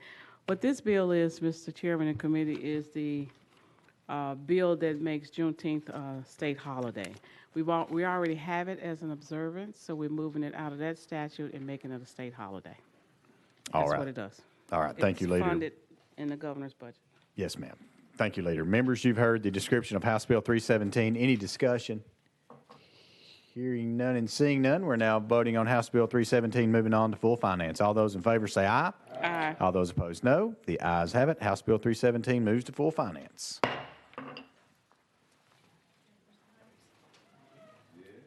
Okay, members, item number 36 on our calendar is House Bill 1431 by Chairman Hicks. We have a motion and a second. Chairman Hicks, you're recognized on the bill.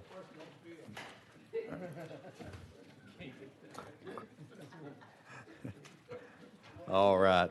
Remember, I would take that, but I don't have the gavel, unfortunately. I appreciate that. House Bill, I forgot what bill I was on. House Bill 1431, it increases the pay schedule for assistant DAs, our assistant district attorney generals, and our criminal investigators, as well as our full-time assistant district public defenders and full-time district investigators as well. Members, you've heard the discussion. Any questions? If not, then it does have a cost associated with it and will go behind the budget. Without objection, House Bill 1431 behind the budget.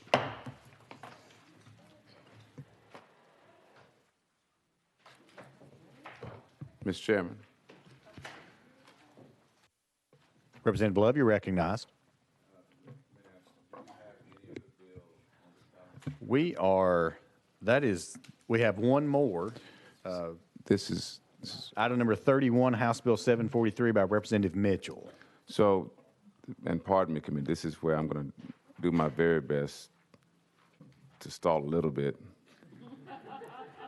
until he gets here, because he said he's on the way. And so, no, from up on the floor where he's located. And so I don't know if I don't know how slow I can talk. But I was dancing, singing, I do have a personal order.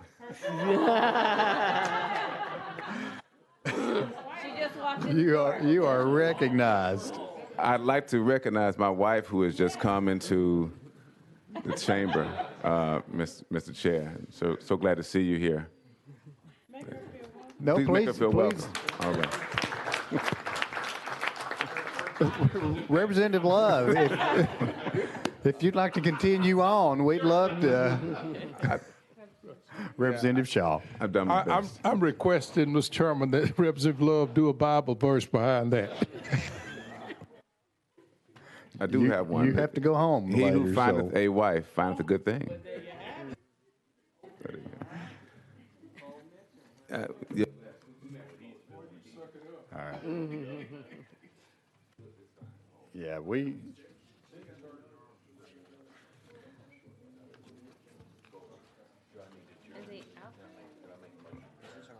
I think unless he's coming, that's the only. Yeah, I mean, I don't know. Members, we do, that does conclude our calendar, and I don't know that we can hold up much longer, but any bills that were not taken up today will be rolled to the next calendar. We have a motion to adjourn, so without objection, we stand adjourned.